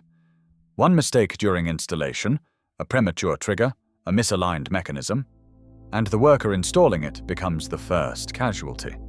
Several workers might die perfecting these systems, their bodies removed and their deaths unrecorded, all to ensure the traps would function centuries later. The broader pits containing the terracotta warriors required similar underground construction, though at shallower depths. These pits are still massive. Pit 1 measures about 230 meters long by 62 meters wide and originally descended some 5 meters below the surface. The floor was paved with bricks. Earthen walls divided the space into corridors. Wooden beams supported a roof structure of poles, mats, and earth covering. Installing these structures required precision. The floor must be level for the warriors to stand properly. The walls must be straight and stable. The support beams must be positioned correctly to bear loads without excessive deflection. Workers do this labor while standing in excavated pits, often in mud, fighting against water seepage, knowing that the structure they're building will eventually be covered with meters of earth and forgotten. Once the warriors are positioned in the pits, the roof structure is installed. Massive timbers are lowered into place. Mats woven from plant fibers are laid over the beams. Then earth is piled on top, gradually burying the entire structure. Workers doing this backfilling labor are closing the tomb, sealing away the warriors, and possibly sealing away some of their fellow workers as well. Because here's where history becomes both uncertain and disturbing. We know from Sima Qian that after the emperor was entombed and the burial objects placed, the middle gate was shut and the outer gate closed to imprison all the artisans and laborers, so that not one came out. The implication is that workers who knew the tomb's layout, who had installed its treasures and traps, were deliberately sealed inside to preserve its secrets. How many workers suffered this fate? Dozens? Hundreds? We don't know. Some historians suggest only a core group of workers with critical knowledge were killed. Perhaps those who had worked on the inner sanctum or installed the mechanisms and defenses. Others argue that the scale of slaughter might have been much larger, encompassing anyone whose knowledge posed a security risk. Archaeological evidence provides some support for mass killings. Multiple burial sites near the mausoleum contain skeletons showing signs of trauma consistent with execution.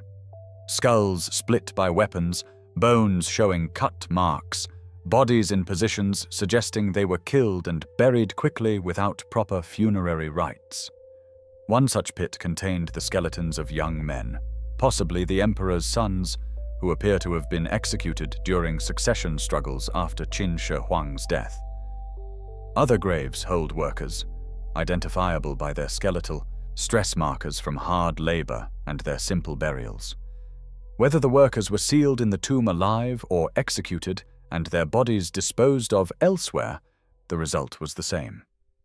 They never went home. Their families never learned their fates. Their service to the emperor ended in death. Their reward for years of labor an unmarked grave or a tomb they helped build. But even if you weren't among those final victims, even if you completed your term and were released, you'd carry the scars forever. Your body would be broken, joints damaged from years of hard labor, lungs compromised from breathing dust and smoke, your health shattered by malnutrition and disease.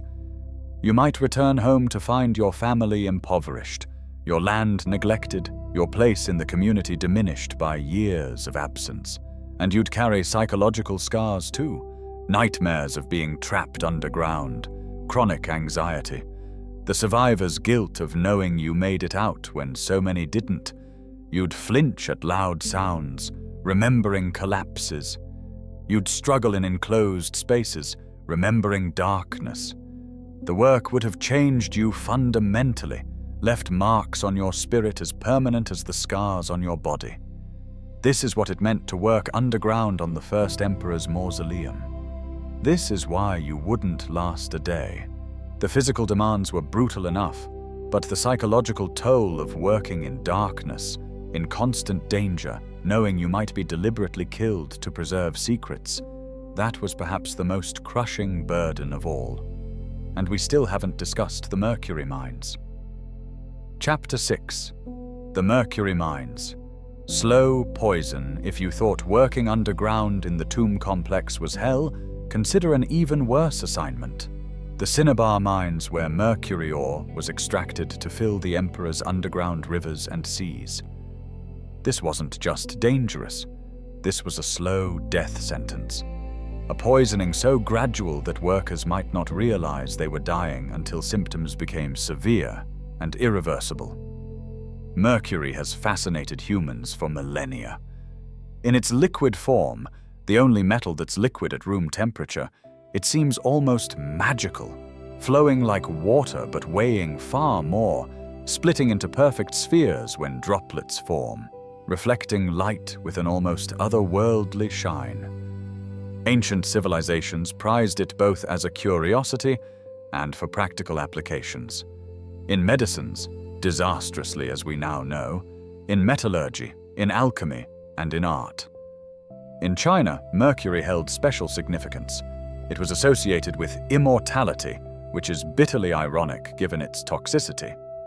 Alchemists claimed that consuming cinnabar or mercury compounds could prolong life, enhance vitality, even grant immortality. The emperor himself believed these claims and regularly consumed mercury-based elixirs, which probably contributed to his death at the relatively young age of 49. For the tomb, mercury served multiple purposes. Sima Qian's description of underground rivers and seas suggests a symbolic recreation of the emperor's realm using the shimmering liquid metal. The quantities required would be enormous. Modern estimates based on mercury concentration in soil samples suggest over 100 tons might be sealed in the tomb chamber. Recent archaeological surveys near Shenyang City in Shanxi province have identified ancient cinnabar mining sites that were likely primary sources for the mausoleum's mercury, located about 100 kilometers from the construction site. Cinnabar is mercury sulfide, a bright red mineral that appears in specific geological formations.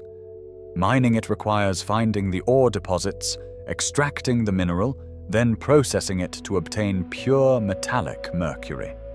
If you're unlucky enough to be assigned to this work, your nightmare begins at the mine entrance.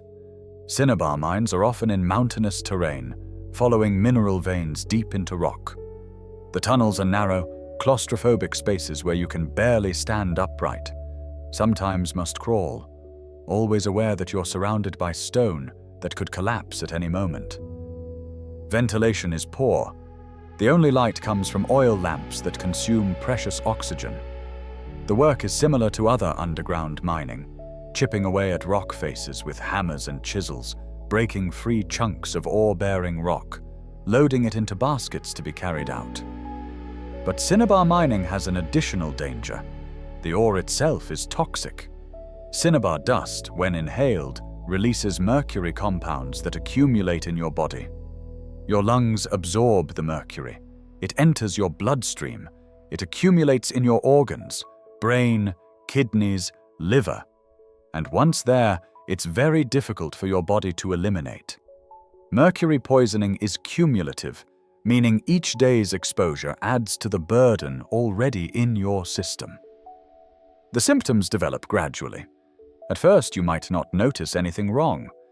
Perhaps some weakness, fatigue, but you're a forced laborer working long hours on poor nutrition, so fatigue is normal. As mercury levels rise, more specific symptoms appear. Tremors in your hands, difficulty with fine motor control, slurred speech. You might develop a metallic taste in your mouth that never goes away. Your gums become inflamed and recede. Your teeth loosen. You suffer headaches, difficulty concentrating, memory problems. As poisoning progresses, the symptoms worsen. The tremors become more severe, shaking hands that make it difficult to hold tools, head tremors, eventually full-body shaking. Your personality changes, irritability, anxiety, even hallucinations in severe cases. Your kidneys begin to fail, unable to process and excrete the accumulated toxins. Nerve damage causes pain, numbness, or bizarre sensations in your extremities. Your vision deteriorates. Your speech becomes increasingly difficult. Eventually, if exposure continues, mercury poisoning kills. Kidney failure is common. Brain damage can cause seizures, coma, death. Or you might simply waste away. Your body no longer able to function with the burden of poison accumulated in every organ. Here's the cruel irony. Mercury poisoning looks a lot like other health problems common among malnourished, overworked laborers. The weakness, the tremors, the cognitive difficulties. These could be attributed to poor food, exhaustion, general poor health. So workers might not realize they're being poisoned. Overseers might not recognize the specific cause of workers' declining health. Everyone simply assumes that mining work is brutal, and workers are breaking down from the labor itself. Only after workers from the cinnabar mines showed particularly distinctive symptoms, perhaps the mercury-specific tremors, or the characteristic gum problems, or the unusual personality changes, would someone recognize that these workers were experiencing something beyond normal occupational hazards. And by then, the damage was largely irreversible. The processing of cinnabar to produce metallic mercury adds another layer of danger. The traditional method involves heating the mineral in sealed vessels. As the temperature rises, mercury sulfide breaks down into mercury vapor and sulfur dioxide. The mercury vapor is collected and cooled, condensing into liquid metal. The process is efficient, but the mercury vapor during heating is extraordinarily toxic. A single breath of high-concentration mercury vapor can be deadly. Workers processing cinnabar work in areas with furnaces specifically designed for this purpose. The furnaces must be carefully tended. Temperature too low and the mercury doesn't vaporize, temperature too high and the vessels can crack or explode, releasing all the mercury vapor at once. Condensation systems capture the vapor, channeling it through cooling tubes where it liquefies. Every stage of this process exposes workers to mercury. Loading the furnaces with cinnabar ore, tending the fires, managing the collection systems, handling the liquid mercury that results, all involve contact with a substance that's both fascinating and deadly. Some workers are assigned to collect and store the liquid mercury in sealed containers for transport to the tomb site. Others pour the mercury into the artificial rivers and seas being constructed in the underground chambers.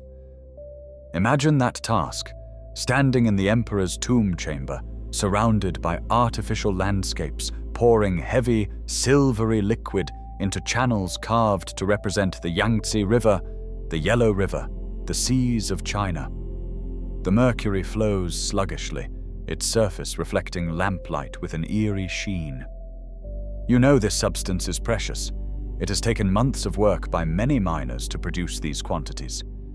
You also probably know by this point that it's dangerous. You've seen what happens to workers who handle it extensively. But you have no choice. You pour, you direct the flow into the correct channels.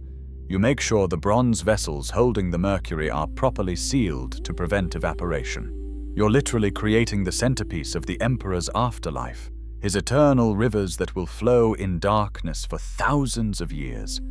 And in the process, you're absorbing enough mercury vapor to shorten your own life by decades. Recent scientific studies measuring airborne mercury concentrations around the still-sealed tomb have found elevated levels compared to background, suggesting mercury vapor has been slowly escaping for over 2,000 years. If it's leaking now, imagine the concentrations workers would have encountered while handling large quantities in enclosed underground spaces with poor ventilation. The workers who died from mercury poisoning probably never understood what killed them. They would have suffered through increasingly severe symptoms, perhaps been dismissed from the project when they became too sick to work, perhaps died at the construction site and been buried in mass graves with other casualties. Their families would know only that they went to work on the emperor's tomb and never came home, joining the countless others who disappeared into that vast project. Modern medical knowledge allows us to understand mercury poisoning's mechanisms and symptoms. We know mercury causes oxidative damage to cells, disrupts neurotransmitter function, damages the blood-brain barrier, impairs kidney function, and causes a cascade of problems throughout the body. We know that chronic low-level exposure can cause devastating long-term effects even if immediate symptoms are mild. We know there's no truly safe level of mercury exposure. The workers who mined, processed, and installed mercury for the first emperor had none of this knowledge. They couldn't protect themselves because they didn't understand the danger. They were working with a substance that ancient alchemists associated with immortality and transcendence, but which was actually stealing their lives one breath at a time. And here's a horrible thought. The mercury installation wasn't a brief project. It required years of continuous work, Mining, processing, transporting, installing. Hundreds, perhaps thousands of workers were involved at various stages. How many suffered mercury poisoning? How many died from it? We'll never know, because mercury poisoning wasn't distinguished from other occupational diseases, wasn't recorded separately in historical documents, didn't leave skeletal markers that archaeologists can identify millennia later. All we know is that the emperor wanted rivers of mercury in his tomb, and he got them. The cost in human health and life was irrelevant to the calculation. The workers were expendable. Their suffering was invisible. Their deaths were unrecorded. This is perhaps the most insidious danger of working on the mausoleum project. You could do everything right, could follow all instructions, could survive the cave-ins and the kiln fires and the back-breaking labor, and still be killed by invisible poison that accumulated in your body, day by day, worker by worker, until the damage was done and your fate was sealed. You wouldn't last a day, not because a single day would kill you, but because even one day's exposure to mercury started a process that might take years to complete, but was no less fatal for being slow. And now, having survived, barely, the quarries, the workshops, the kilns, the underground construction, and even the mercury mines, we arrive at the endgame of this whole murderous project.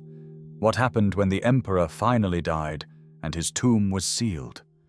This is where the true horror reveals itself. Chapter 7. The Emperor's Death and the Final Horror. In September of the year 210 BCE, while on one of his periodic inspection tours of the empire, Qin Shi Huang fell gravely ill in the city of Shakyu in modern Hebei province. The emperor who had unified China, who had commanded millions, who had built walls and canals and roads, and the most elaborate tomb complex in history, this man who believed he could achieve immortality, was dying. The exact cause of his death remains unknown to this day, but the leading theory among historians is one laden with dark irony. Years of consuming mercury-based elixirs of life, cinnabar compounds his alchemists promised would grant immortality, may well have been what killed him. Modern medical science tells us that chronic mercury poisoning causes symptoms consistent with accounts of the emperor's final years: tremors, cognitive decline, paranoia, kidney and liver damage. The very substance he believed would save him from death was likely destroying him from within, one dose at a time. Whether his death was hastened by mercury poisoning or resulted from other causes, we cannot say with certainty. What we know is that he could no longer hide his deteriorating condition. The details of what happened next are murky, preserved in accounts written by historians of the subsequent Han dynasty, who had every reason to portray the Qin in the worst possible light. But even allowing for propaganda and exaggeration, the story that emerges is chilling. According to Sima Qian's account, the emperor died in his traveling palace. His chief eunuch Zhao Gao and the prime minister Li Si, who had accompanied him on the tour, made a calculated decision. They would conceal the emperor's death until they could return to the capital and manage the succession. The emperor's body was placed in his traveling carriage, which continued its journey as if he were still alive. To mask the smell of decomposition, they loaded the carriage with barrels of salted fish, their strong odor covering the decay. Meanwhile, Zhao Gao and Li Si began manipulating the succession. The emperor's eldest son, Fusu, was the designated heir, a man known for being relatively moderate, who had previously criticized his father's harsh policies. Zhao Gao and Li Si feared that Fusu might limit their power, so they forged documents. They altered the emperor's will to disinherit Fusu and name his younger son, Hu Hai, as successor. They sent forged letters to Fusu ordering him to commit suicide, which he did. Another forged letter went to General Meng Tian, commander of the Great Wall construction, ordering his arrest and eventual execution. By the time the imperial caravan returned to the capital at Xianyang with the emperor's decomposing corpse hidden in its sealed carriage, the succession crisis was mostly resolved through murder and manipulation. Huai became Qin Shi, literally Qin second generation, the second emperor. He was young, inexperienced, and largely controlled by Zhao Gao. Now came the burial. The emperor's body was prepared according to elaborate rituals, though we don't know the specific details. Chinese funerary customs of the period involved various preservation techniques, though nothing could truly stop decay. The body was clothed in jade burial armor, articulated suits made of jade plaques sewn together with gold or silver wire, believed to preserve the body. The body was placed in a bronze coffin, then sealed within the tomb chamber that had been under construction for nearly 4 decades. Then came the installations of the tomb's contents. The historical accounts describe this process in terms that are both clinical and horrifying.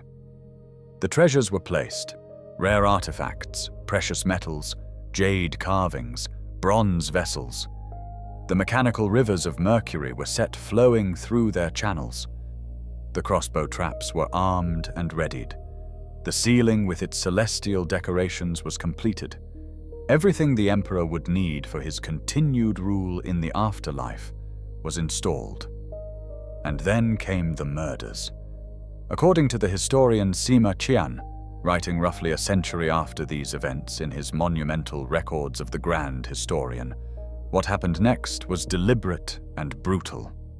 After the burial and sealing up of the treasures, the middle gate was shut and the outer gate closed to imprison all the artisans and laborers, so that not one came out. If Sima Qian's account is accurate, the workers who had installed the tomb's contents, who knew the layout, the location of treasures, who could reveal secrets to tomb robbers, were all deliberately sealed inside to die. Think about what this means. Dozens, perhaps hundreds of workers were inside the tomb complex, having just finished installing the final elements. They knew their work was done, might have been thinking about finally going home after years of forced labor. Then the gates closed, sealed from the outside with no way to open them from within. The darkness would be absolute. No light penetrates 30 meters of earth. The trapped workers would have oil lamps, but limited fuel. As the lamps guttered and died one by one, the darkness would close in completely. The air, initially sufficient for the workers present, would gradually become stale as oxygen was consumed and carbon dioxide accumulated. In the sealed space, there would be no fresh air, no ventilation. How long did they survive? Hours? Days? It depends on the size of the space, the number of people trapped, their rate of breathing. In panic, oxygen consumption increases. Some probably tried to break through the sealed gates, exhausting themselves in futile attempts. Others might have accepted their fate, conserving air by remaining still, delaying the inevitable. Some might have tried to kill themselves to escape a slower death by suffocation, using the tools they'd brought into the tomb, weapons from the installed grave goods, anything to make the end quicker. Others might have fought each other in panic and desperation. The darkness and the certainty of death would bring out both the worst and the best of human nature. Eventually, every trapped worker would succumb. The oxygen would run out, or the carbon dioxide would build to toxic levels. One by one, they would lose consciousness, then stop breathing. Their bodies would remain in the tomb, guardians in death of the treasures they'd installed in life. But the massacres didn't stop with those sealed in the tomb. The second emperor, perhaps on the advice of Zhao Gao and Li Si, ordered additional killings.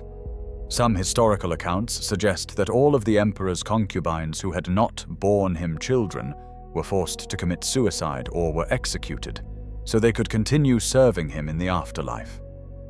The number of women killed is uncertain.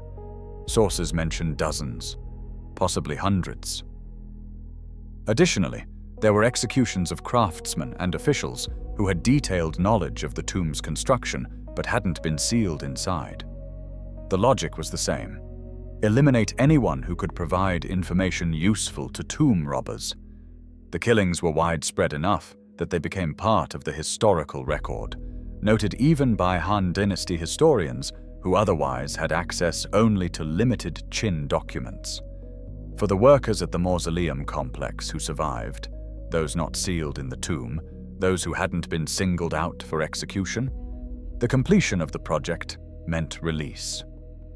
Theoretically, after years of forced labor, conscripts and corvée workers should have been allowed to return home. Some probably were, though weakened by years of hard labor, malnutrition, and exposure to toxins. Many probably died on the journey home, their bodies finally giving out once the constant pressure to work and survive was lifted. But others might have been transferred directly to other imperial projects. The Great Wall still needed workers. New palaces were under construction. Roads required maintenance. The empire's endless need for labor meant that completing one sentence might simply result in assignment to another. Archaeological evidence from mass grave sites near the mausoleum gives us glimpses of the human cost. Skeletons show the stress markers of intense physical labor: arthritis in joints subjected to repetitive strain, compression, fractures in spines from carrying heavy loads, bone deformations from malnutrition. Some skeletons show evidence of trauma: blunt force wounds to skulls, cut marks consistent with weapons, bones broken in ways that suggest violence. One particularly disturbing discovery was a burial pit containing young male skeletons arranged chaotically, many with skulls showing signs of cranial trauma. These are believed to be some of the emperor's sons, princes who were executed during the succession struggles. One skull is split by what appears to be a crossbow bolt, shot at close range, suggesting execution rather than combat. Another mass grave contained skeletons with their legs deliberately twisted before burial, the Qin dynasty funeral practice mentioned earlier. These are likely workers who died during construction, given unceremonious mass burials because individual graves would have been impractical given the number of deaths. But the greatest horror is that we'll likely never know the full death toll. The Qin dynasty kept detailed records, but most were lost when the next dynasty rose to power. The Han historians who wrote about the first emperor had access to some documents, but relied heavily on oral accounts and legends. The numbers they provide: 700,000 workers on the mausoleum, hundreds sealed in the tomb, thousands executed. These might be accurate, or exaggerations, or even underestimates. We simply don't know. What we do know is that within 4 years of the first emperor's death, the entire Qin dynasty collapsed. The second emperor proved incompetent and was eventually manipulated into suicide by Zhao Gao, who then tried to take power himself.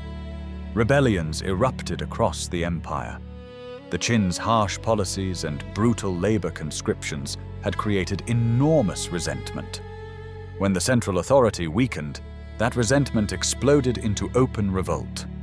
The rebels specifically targeted the mausoleum complex.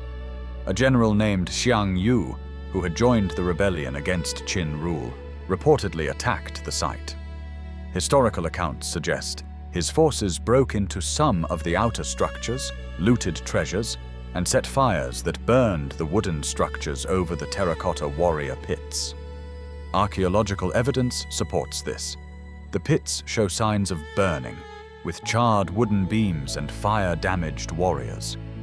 Whether this was a deliberate attack or opportunistic looting by various groups taking advantage of chaos, the result was the same: partial destruction of what had been built at such terrible human cost. The main tomb chamber, however, remained sealed. Whether Xiang Yu's forces couldn't breach it, or whether they simply didn't find the entrance, or whether stories of deadly traps deterred them. We don't know.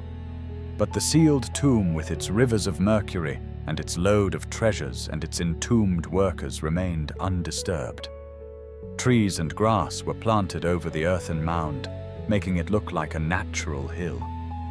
Over time, the mausoleum was forgotten by all but local residents and scholars who studied historical texts.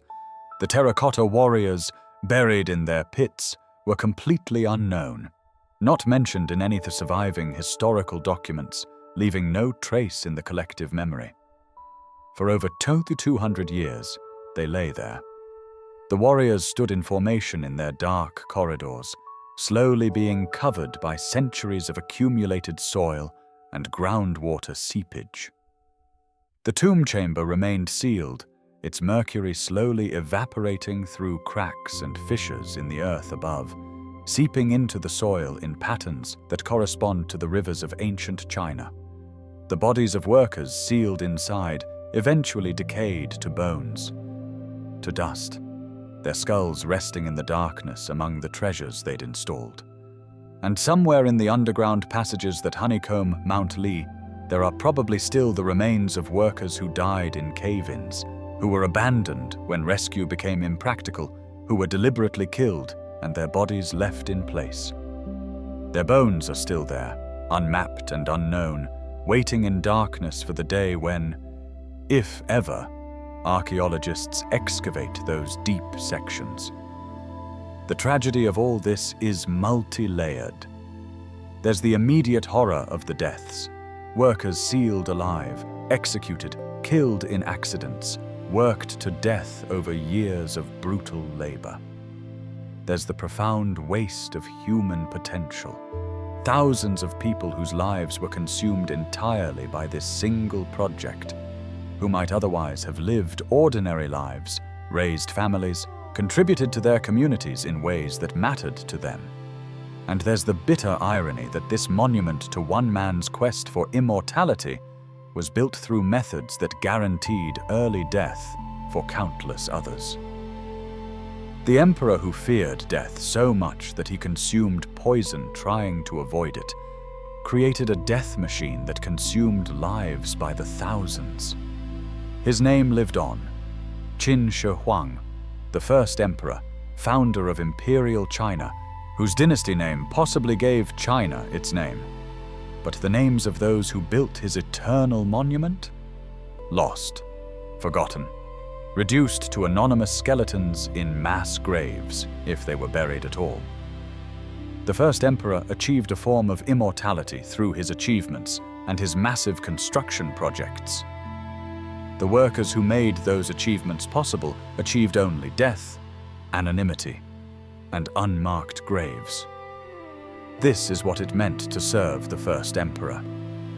This is why you wouldn't last a day, because even if you survived the immediate dangers, even if you endured the years of labor and managed to complete your term, there was always the chance that the emperor's death would mark your own, that you'd be among those selected for the final sacrifice, sealed or executed to preserve secrets you never chose to know.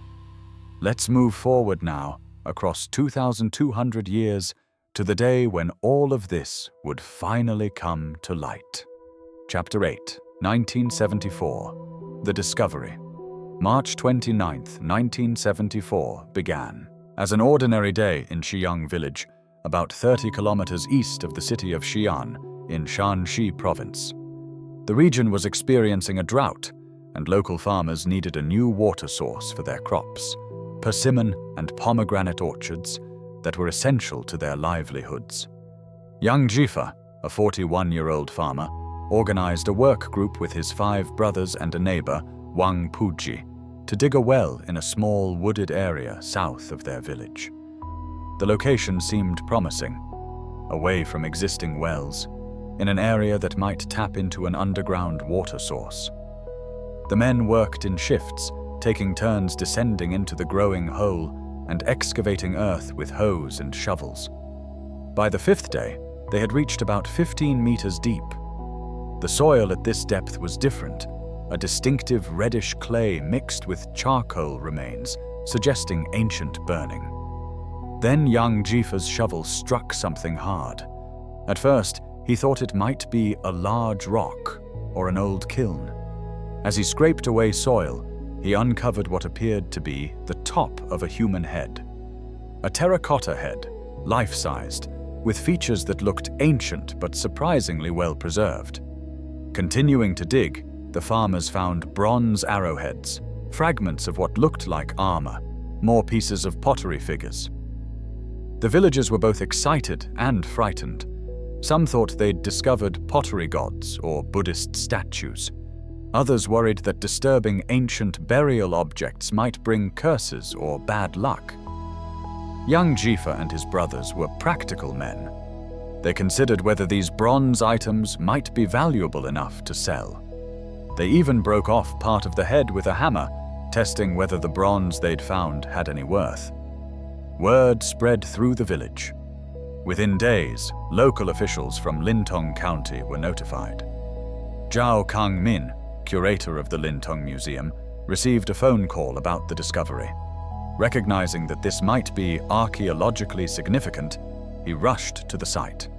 What he saw astounded him. The farmers had unwittingly discovered one of the most important archaeological finds of the 20th century. Zhao Kangmin immediately recognized these weren't ordinary pottery figures. The craftsmanship, the size, the style, these were clearly from the Qin dynasty, and their location near the known site of the first emperor's mausoleum suggested they might be connected to that vast complex.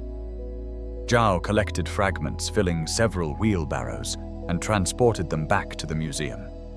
He began the painstaking work of restoration, piecing together broken terracotta figures like three-dimensional jigsaw puzzles. Within 2 months, he had restored 2 complete warrior figures wearing armor and belts. Based on their style and his archaeological knowledge, he identified them as warrior figures from the Qin dynasty and named them Qin Terracotta Warriors.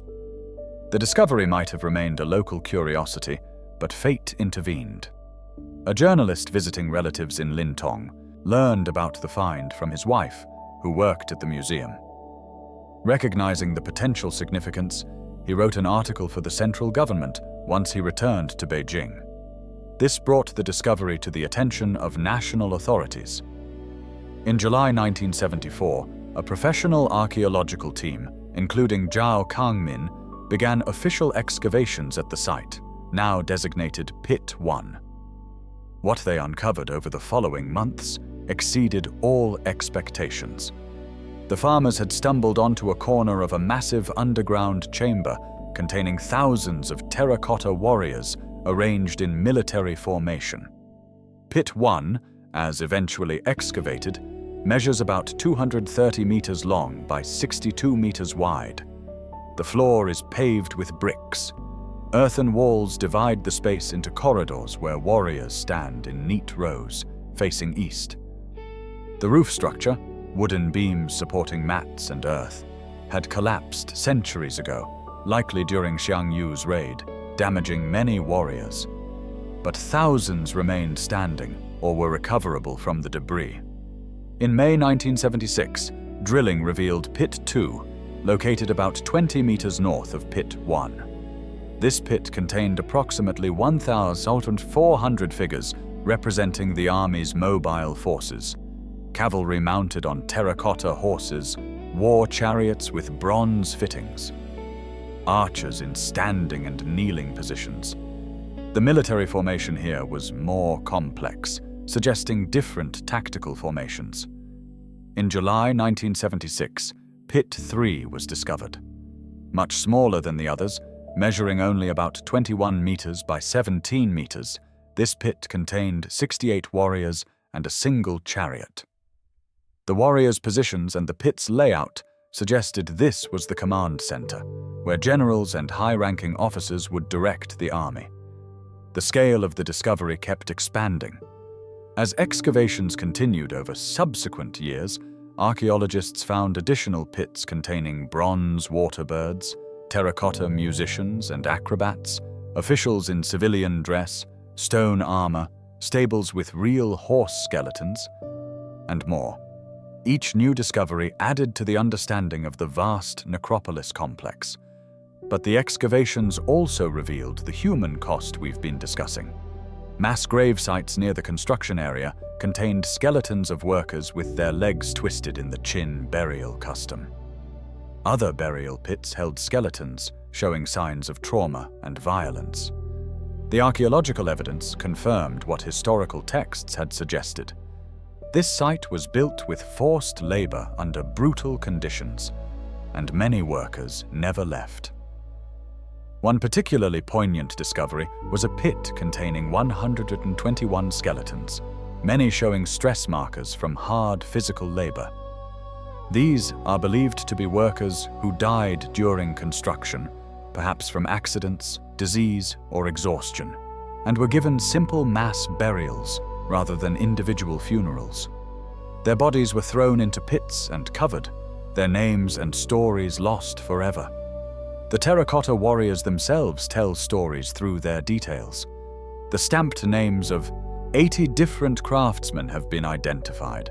Men like Bao, Chu, Di, Gong. Names that are all that remain of individuals who spent years creating these figures.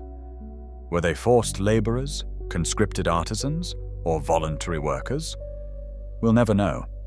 But their names, stamped on the works they created, ensure they're not completely forgotten.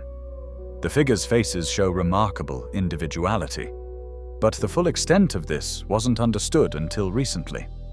For years, visitors assumed that, while the warriors looked different, they were probably variations on a few basic templates, mixed and matched to create the illusion of variety.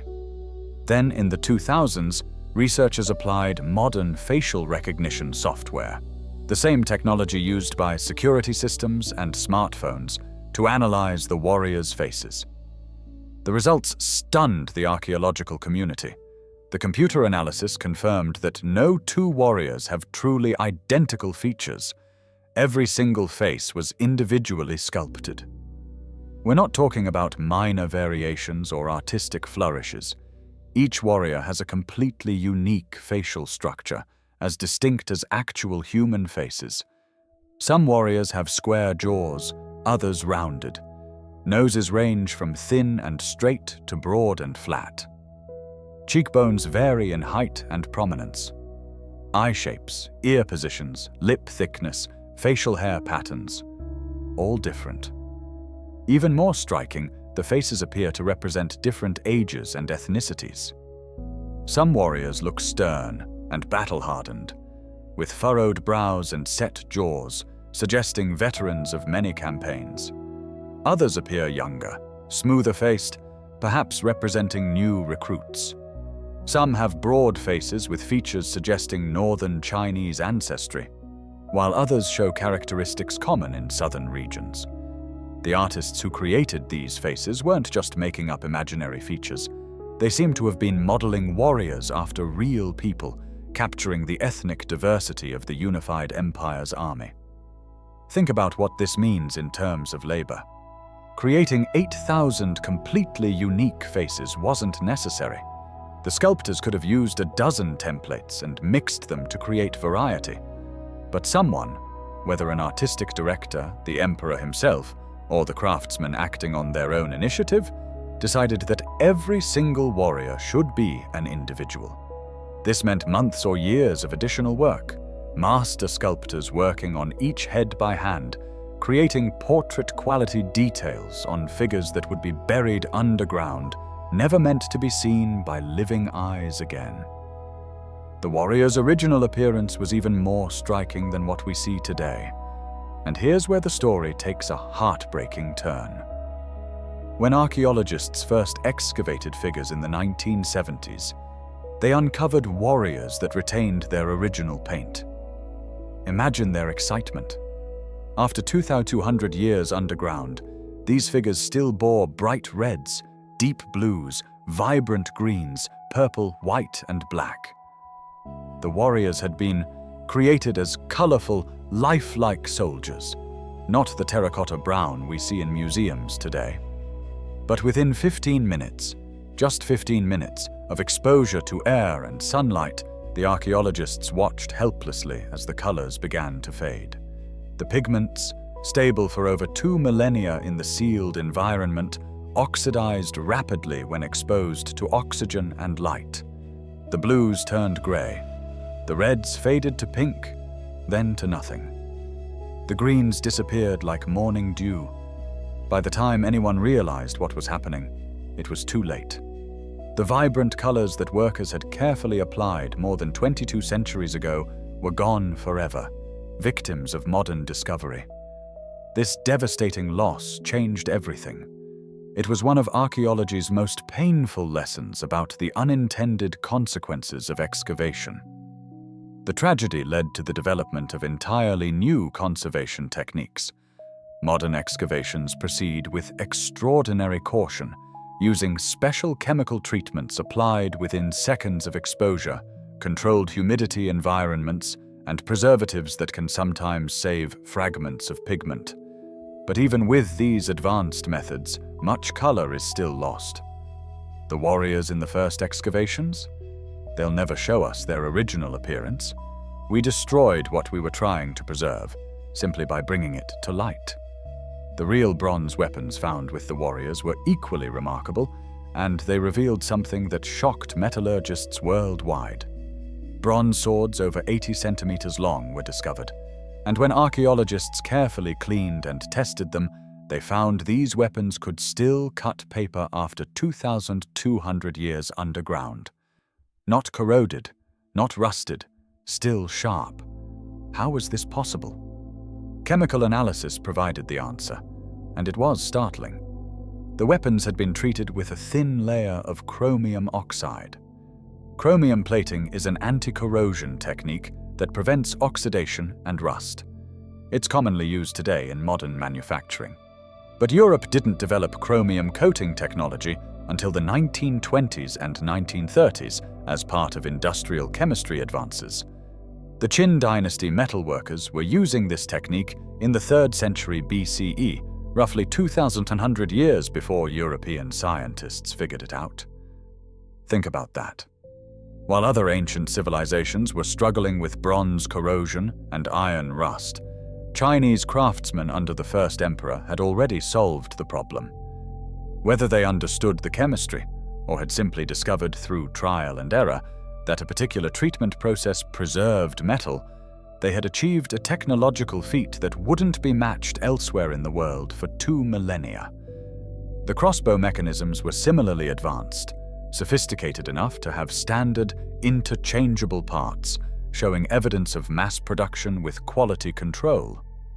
The trigger mechanisms could be swapped between different crossbows, suggesting a level of manufacturing standardization that Europe wouldn't achieve until the Industrial Revolution. Spears, arrows, and other weapons all showed this same attention to engineering precision. Over 40,000 weapons have been found in the warrior pits so far. 40,000 bronze implements, each one crafted with care, each one showing advanced metallurgical knowledge, each one sharp and functional after more than 2 millennia underground. But here's the revelation that changes everything we've discussed about these weapons, about the labor that created them, about the entire project. Recent metallurgical analysis and archaeological studies have revealed that these weapons were never used in battle. Not before burial. Not ever. They show no combat wear, no battle damage, no signs of having been wielded by actual soldiers. They were manufactured specifically and exclusively for this burial. Think about what this means.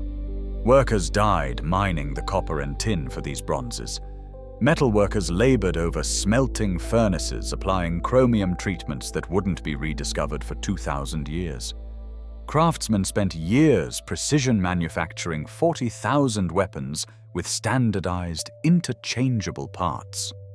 All that technology, all that labor, all that human cost for weapons that would never defend anything, never be tested in combat, never serve any purpose except to be buried in the ground with clay soldiers. real weapons for fake warriors. Functional tools that would never function.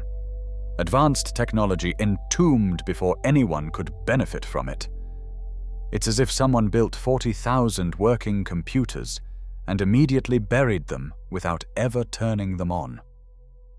The futility is almost incomprehensible. Throughout this script, we've talked about the dangers workers faced making these weapons. The smelting furnaces, the mercury exposure from chromium treatments, the grinding work of crafting crossbow mechanisms with primitive tools. We talked about the sophistication of the chromium coating, about the standardization, about the quality control. All of it done for weapons that existed solely to be placed in the hands of clay figures that would stand in darkness forever. This is perhaps the ultimate symbol of the entire project's wastefulness. The Emperor demanded realism, a complete, functional army for the afterlife. So his metal workers produced real weapons with real cutting edges and real engineering precision. Weapons that could have equipped actual soldiers defending the Empire's borders. Weapons that represented thousands of hours of skilled labor and precious resources. Weapons that were immediately taken underground and would never see daylight again. The workers who made these weapons probably died without ever knowing they were crafting something destined for immediate burial.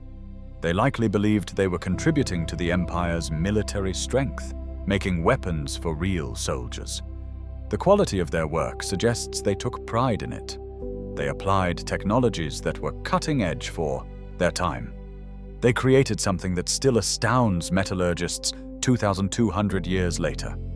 And all of it, every sword, every crossbow trigger, every spearhead, was made to be buried with a dead man's clay army.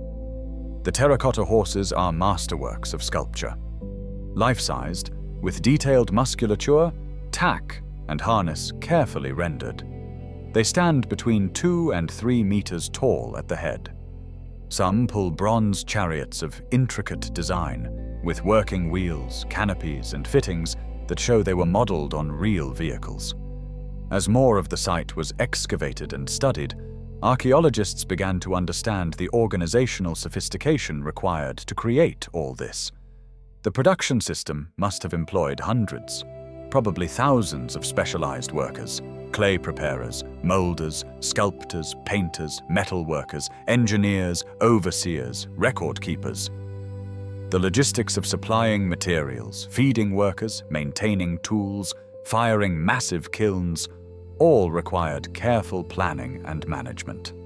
The site became a major archaeological destination and eventually a UNESCO World Heritage Site in 1987. A massive museum complex was built over the excavation areas, with careful climate control to protect the figures. Millions of tourists now visit annually, walking along elevated platforms that allow them to view the warriors from above, seeing the ranks of soldiers standing in formation just as they've stood for over 2 millennia. Young Jifa, the farmer who made the initial discovery, became something of a celebrity. He was invited to meet visiting dignitaries, including US President Bill Clinton in 1998. For years, he worked in the museum's gift shop, signing books for tourists, his signature authenticating that these copies were purchased at the actual site. He never became wealthy from his discovery, though. The Chinese government appropriated the land for archaeological work, and Yang received only a small payment. He once expressed frustration about this, noting that while his discovery had brought fame to the region and China, he himself received little benefit. Zhao Kangmin, the curator who first recognized the warrior's significance and began the initial restoration work, was largely overshadowed by young Jifa in public accounts of the discovery. This frustrated Zhao, who argued that without his immediate intervention, the farmers might have destroyed or scattered the fragments, making proper archaeological study impossible. He had a point. The farmers' initial instinct was to see if they could sell the bronze, and they'd already broken part of the first head. Zhao's quick action preserved crucial evidence and began the documentation process. Both men are valid discoverers in different ways. Yang and his work group physically uncovered the first pieces. Zhao recognized their significance and initiated proper archaeological procedures. Both played essential roles in revealing one of history's greatest archaeological treasures. But here's something crucial to understand. Despite over 4 decades of excavation and study, most of the site remains unexcavated. Of the estimated 6,000 to 8,000 figures in Pit 1 alone, only about 2,000 have been excavated. The other pits are similarly incomplete. And the emperor's actual tomb chamber, the central mound where Qin Shi Huang's body lies, surrounded by his underground palace and rivers of mercury, has never been opened. The Chinese government has made a deliberate decision to leave the main tomb sealed. The reasons are multiple. Concern about preservation. The terracotta warriors' paint faded upon exposure, and no one wants to cause similar damage to whatever lies in the tomb. The mercury hazard. Opening the tomb could release dangerous concentrations of toxic mercury vapor. Respect for the dead. Opening a tomb remains controversial in many cultures. And practical wisdom. Why rush? Archaeological techniques improve over time, so waiting allows future archaeologists to excavate with better methods and understanding.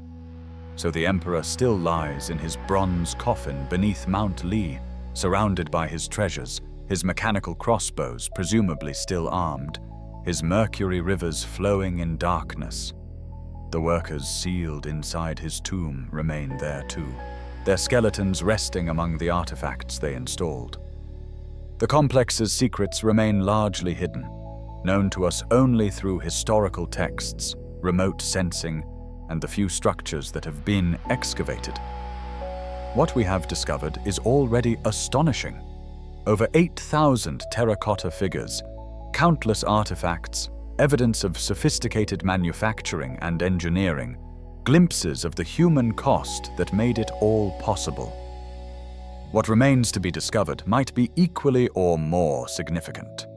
And through it all, from the initial discovery in 1974 to ongoing excavations today, one truth remains evident. This monumental achievement, this artistic triumph that draws millions of visitors and inspires wonder at human capability, all of it was built through forced labor, suffering, death, and massacre on a scale that's difficult to fully comprehend, even with our modern understanding of state-sponsored atrocities. Chapter 9. Legacy. The Price of Immortality. We've walked through a day, or many days, in the life of a worker on the first emperor's mausoleum project. We've experienced the brutal conditions, the inadequate food, the dangerous work in quarries and kilns and underground chambers. We've seen workers die from accidents, disease, poisoning, exhaustion. We've contemplated the horror of being sealed alive in a tomb or executed to preserve secrets. We've traced the archaeological discovery that revealed all this to the modern world. Now, as we prepare to emerge from this journey through ancient China's darkest labor project, we need to reflect on what it all means. What do the terracotta warriors represent? What does their creation tell us about human nature? About the cost of ambition? About the relationship between art and suffering? First, let's be clear about the scope. Conservative estimates suggest tens of thousands of workers died during the nearly 40 years of the mausoleum's construction, whether from accidents, disease, malnutrition, murder, or the desperate conditions of forced labor. The total number of people conscripted over the project's lifetime was probably in the hundreds of thousands. Every one of them was someone's son, brother, father, husband. Every death left families broken, communities depleted, lives erased from history. The terracotta warriors we marvel at today, each one weighing 160 kilograms, standing nearly 2 meters tall, with unique facial features and meticulous craftsmanship, represent not just artistic achievement, but accumulated suffering. Think about it. Every warrior required clay that someone quarried, often under dangerous conditions. Every warrior required skilled crafting, done under pressure with punishment for errors. Every warrior required firing in kilns hot enough to kill workers who made mistakes. Every warrior required painting with pigments, some of them toxic. Every warrior required installation in underground pits built by conscripted laborers. Multiply that by 8,000 warriors. Add the horses, the chariots, the musicians, the acrobats, the officials. Add the massive underground construction of the pits themselves. Add the emperor's tomb chamber with its rivers of mercury. Add all the supporting infrastructure, roads, workshops, kilns, barracks, storage buildings. The human labor required is staggering, and much of it was performed under conditions that would be immediately recognizable to anyone familiar with modern forced labor, slavery, or prisoner labor in totalitarian regimes. This raises uncomfortable questions. Can we appreciate the terracotta warriors as art while acknowledging the horror of their creation?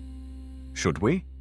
When we stand in the museum, looking at ranks of clay soldiers standing in perfect formation, are we witnessing a triumph of human capability or a monument to human cruelty? The answer, inevitably, is both. The warriors are extraordinary works of art.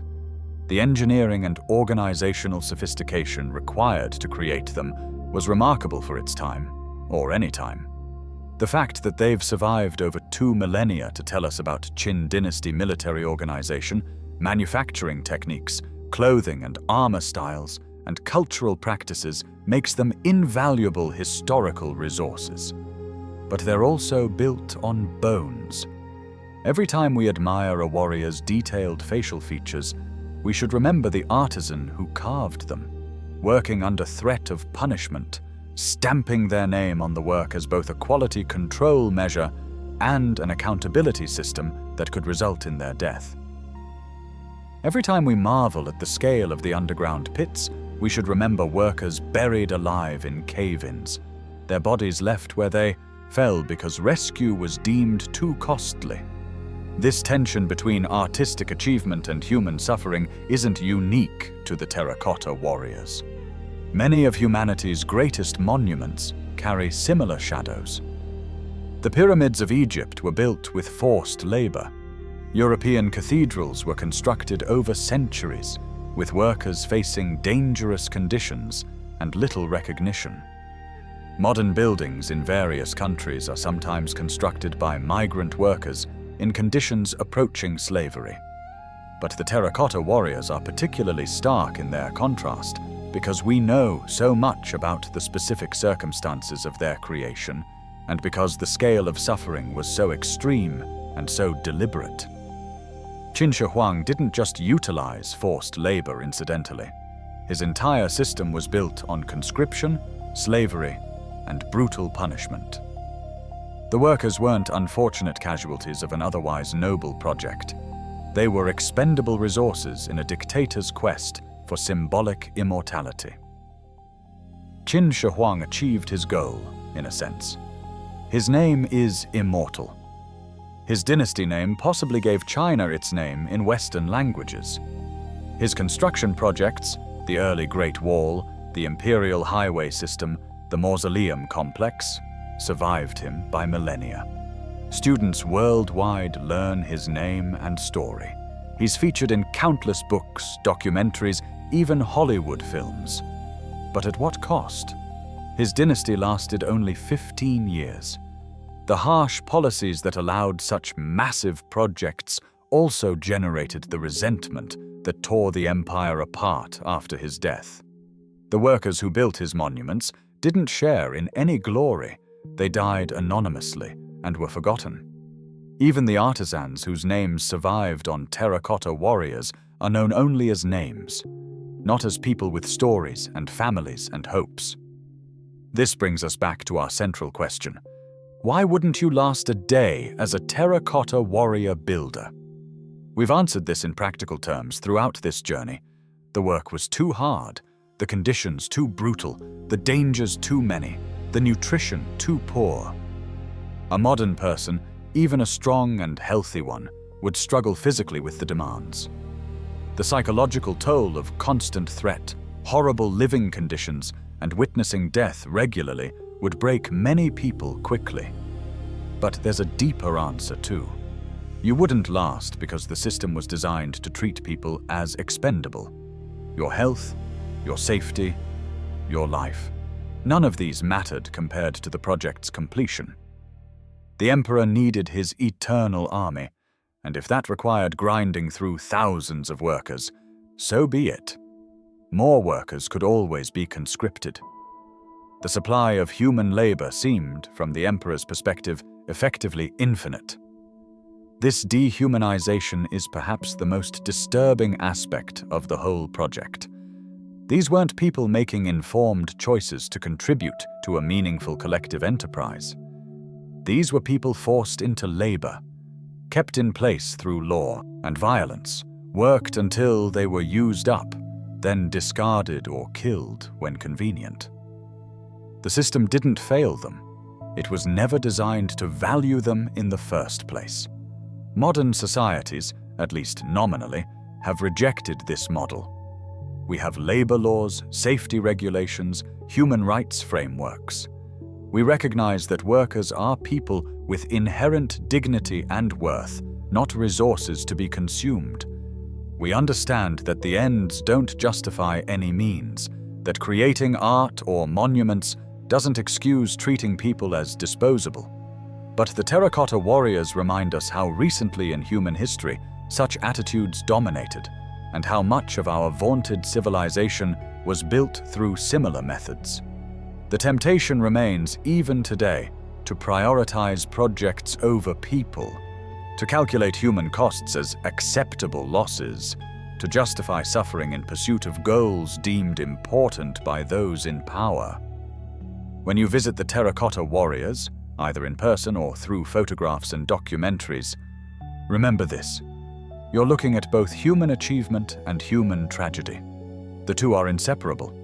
The warriors stand in formation not just as guards for a dead emperor, but as markers for the thousands who died creating them. Every figure is a monument to lost lives, forced labor, and suffering that modern imaginations struggle to fully comprehend. And when you see those bronze weapons displayed in museum cases, those swords that can still cut paper, those crossbow triggers with interchangeable parts, those spearheads with chromium coating 2,000 years ahead of their time, remember that every single one was manufactured solely to be buried. 40,000 functional weapons that would never function. Advanced metallurgical technology immediately entombed. Workers dying in smelting furnaces to create instruments that would never be used. The weapons epitomize the entire project. Extraordinary capability marshaled for purposes that served no one but a dead man's vanity. The Chinese government, to its credit, hasn't hidden this history. Museum displays at the site discuss the construction methods, the labor force, the harsh conditions. Archaeological evidence of workers' graves is documented. The human cost is acknowledged, even as the artistic and historical significance is celebrated. This honesty is important. It allows us to engage with the complete story rather than a sanitized version that presents only achievement without acknowledging sacrifice. So what should we take away from this journey? Several things, perhaps. First, an appreciation for how privileged we are to live in an era with labor protections, medical care, adequate nutrition, and some recognition of human rights. These things aren't universal even today, but they're far more common than they were in 210 BCE. Second, a sobering awareness of what humans are capable of doing to other humans when power is unconstrained and people are dehumanized. The atrocities committed in service of Earth, building the mausoleum, weren't aberrations. They were policy, systematic, and sustained over decades. Third, a recognition that great achievements often have dark foundations, and we need to remember both aspects. Appreciating art and architecture doesn't require us to forget or excuse the conditions of their creation. And finally, perhaps, a reminder of the importance of remembering the forgotten. The workers who built the terracotta warriors were deliberately erased from history, their names unrecorded, their graves unmarked, their stories lost. But they were real people who lived and suffered and died. They deserve to be remembered, even though we'll never know their individual stories. The terracotta warriors will stand for thousands more years, probably. The emperor's tomb will eventually be opened, revealing whatever wonders and horrors remain sealed within. New discoveries will continue to emerge from the vast necropolis complex. Scholars will debate details of construction methods, artistic styles, historical significance. But through all of this, we should never forget that beneath the art, beneath the archaeology, beneath the tourist attraction, there are bones. Thousands of them, in known and unknown graves scattered around Mount Lee. Each set of bones was once a person who didn't choose to be part of this project, who probably didn't care about the emperor's quest for immortality, who just wanted to survive and go home to their families. They didn't survive. Many didn't go home. But their labor created something that has outlasted empires and millennia. And now, more than 2,000 years later, we can bear witness to both their achievement and their suffering. We can look at the terracotta warriors and see not just clay soldiers, but the human price of empire, ambition, and one man's desperate quest to escape mortality. Epilogue. The clay army stands forever. The terracotta warriors stand in their underground pits, as they have for over 2 millennia. They face east, toward the territories the first emperor conquered, eternal guardians of a man who died despite all his efforts to live forever. Their painted colors have faded. Their bronze weapons have been removed for conservation. The wooden roof that once covered them has long since rotted and collapsed. But they stand, patient, silent, waiting. Above ground, millions of tourists walk through the museum each year, cameras clicking, voices hushed in awe. They see the artistic triumph, the engineering marvel, the historical significance. Some probably think about the workers who built all this, though most probably don't dwell on it. The suffering is too distant, too removed from direct experience, too overwhelming to fully process. In mass graves nearby, the bones of workers rest in the yellow earth they once quarried. No monuments mark their resting places, no plaques commemorate their names. They're archaeological curiosities now, studied for what they can tell us about Qin dynasty labor practices, nutrition, disease, and violence. They're not remembered as individuals because they were never recorded as individuals in the first place. The emperor's tomb remains sealed, its secrets intact. One day, perhaps, it will be opened. When that day comes, we'll see what Sima Qian described. Palaces and pavilions, rivers of mercury, celestial decorations, treasures beyond counting. We'll probably also find the bones of workers who were sealed inside, lying where they fell 2,000 years ago among the riches they installed. And perhaps, when we have that complete picture, we'll finally understand the full cost of the first emperor's immortality project. Perhaps we'll finally be able to calculate, not just in abstract historical terms, but in visceral human terms, what it meant to conscript hundreds of thousands of people over 40 years to build one man's tomb. But even without opening the sealed chambers, we know enough. We know that you wouldn't last a day as a terracotta warrior builder, not because you're weak, but because the system was designed to consume people. We know that the beautiful clay soldiers were built with methods that would horrify any modern observer who truly understood the specifics. We know that great art and great cruelty can coexist, that human achievement often has a human price, and that we can acknowledge both truth and beauty without pretending the suffering didn't happen. The next time you see images of the terracotta warriors, in a book, a documentary, or perhaps in person if you're fortunate enough to visit, take a moment to think about the workers. Think about the farmer conscripted for corvée duty, who spent a year quarrying clay and never returned home. Think about the skilled potter whose name is stamped on a warrior's leg, whose craftsmanship we admire while knowing nothing else about them. Think about the worker sealed in the tomb's darkness, suffocating slowly while surrounded by treasures meant for an emperor's afterlife. Remember them. They don't have names we can speak. They don't have graves we can visit. But they existed. They suffered. They died building something that has outlasted their entire civilization. They deserve to be remembered, even as anonymous workers whose individual stories are lost forever. The terracotta warriors guard a dead emperor in his eternal tomb, but perhaps, in a way, they also commemorate the thousands of workers whose lives were sacrificed to create them. Not by design. The emperor certainly didn't build them to honor his laborers. But in outcome, these clay soldiers stand as monuments to a truth we sometimes prefer to forget. That behind much of human civilization's grandest achievements lie the bones of those who built them, often against their will, often at terrible cost.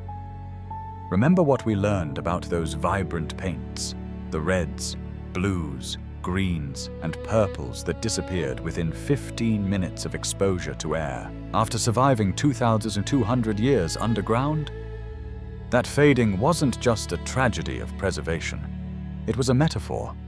Just like those brilliant colors vanishing before anyone could truly appreciate them, the workers who created these masterpieces faded from history, their names lost, their suffering unrecorded, their humanity erased by the very achievement they were forced to create. The warriors survived.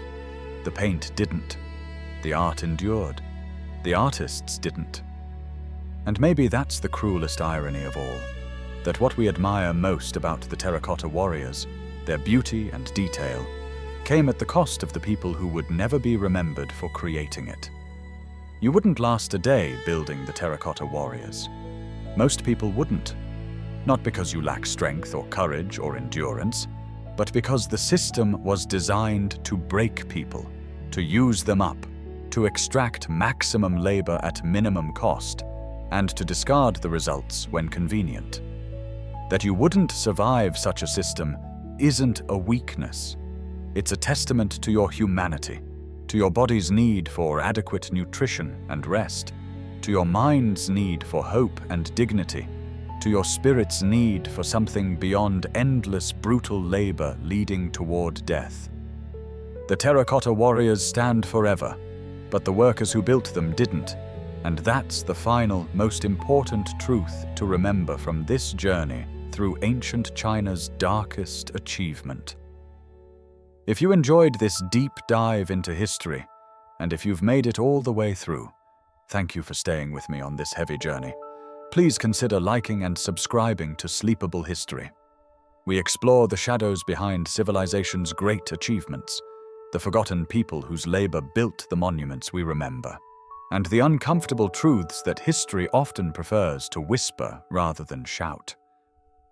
Until next time, sleep well, and remember, the past is never as simple or as sanitized as we'd like it to be. But understanding its full truth, including its darkest corners, helps us appreciate our present and build a more humane future. Rest easy, knowing that you live in a world where, at least in many places, you have rights those ancient workers could never have imagined. They built eternity for an emperor. You get to live your own life, however humble, on your own terms. That's a gift worth acknowledging. Good night, and thank you for listening.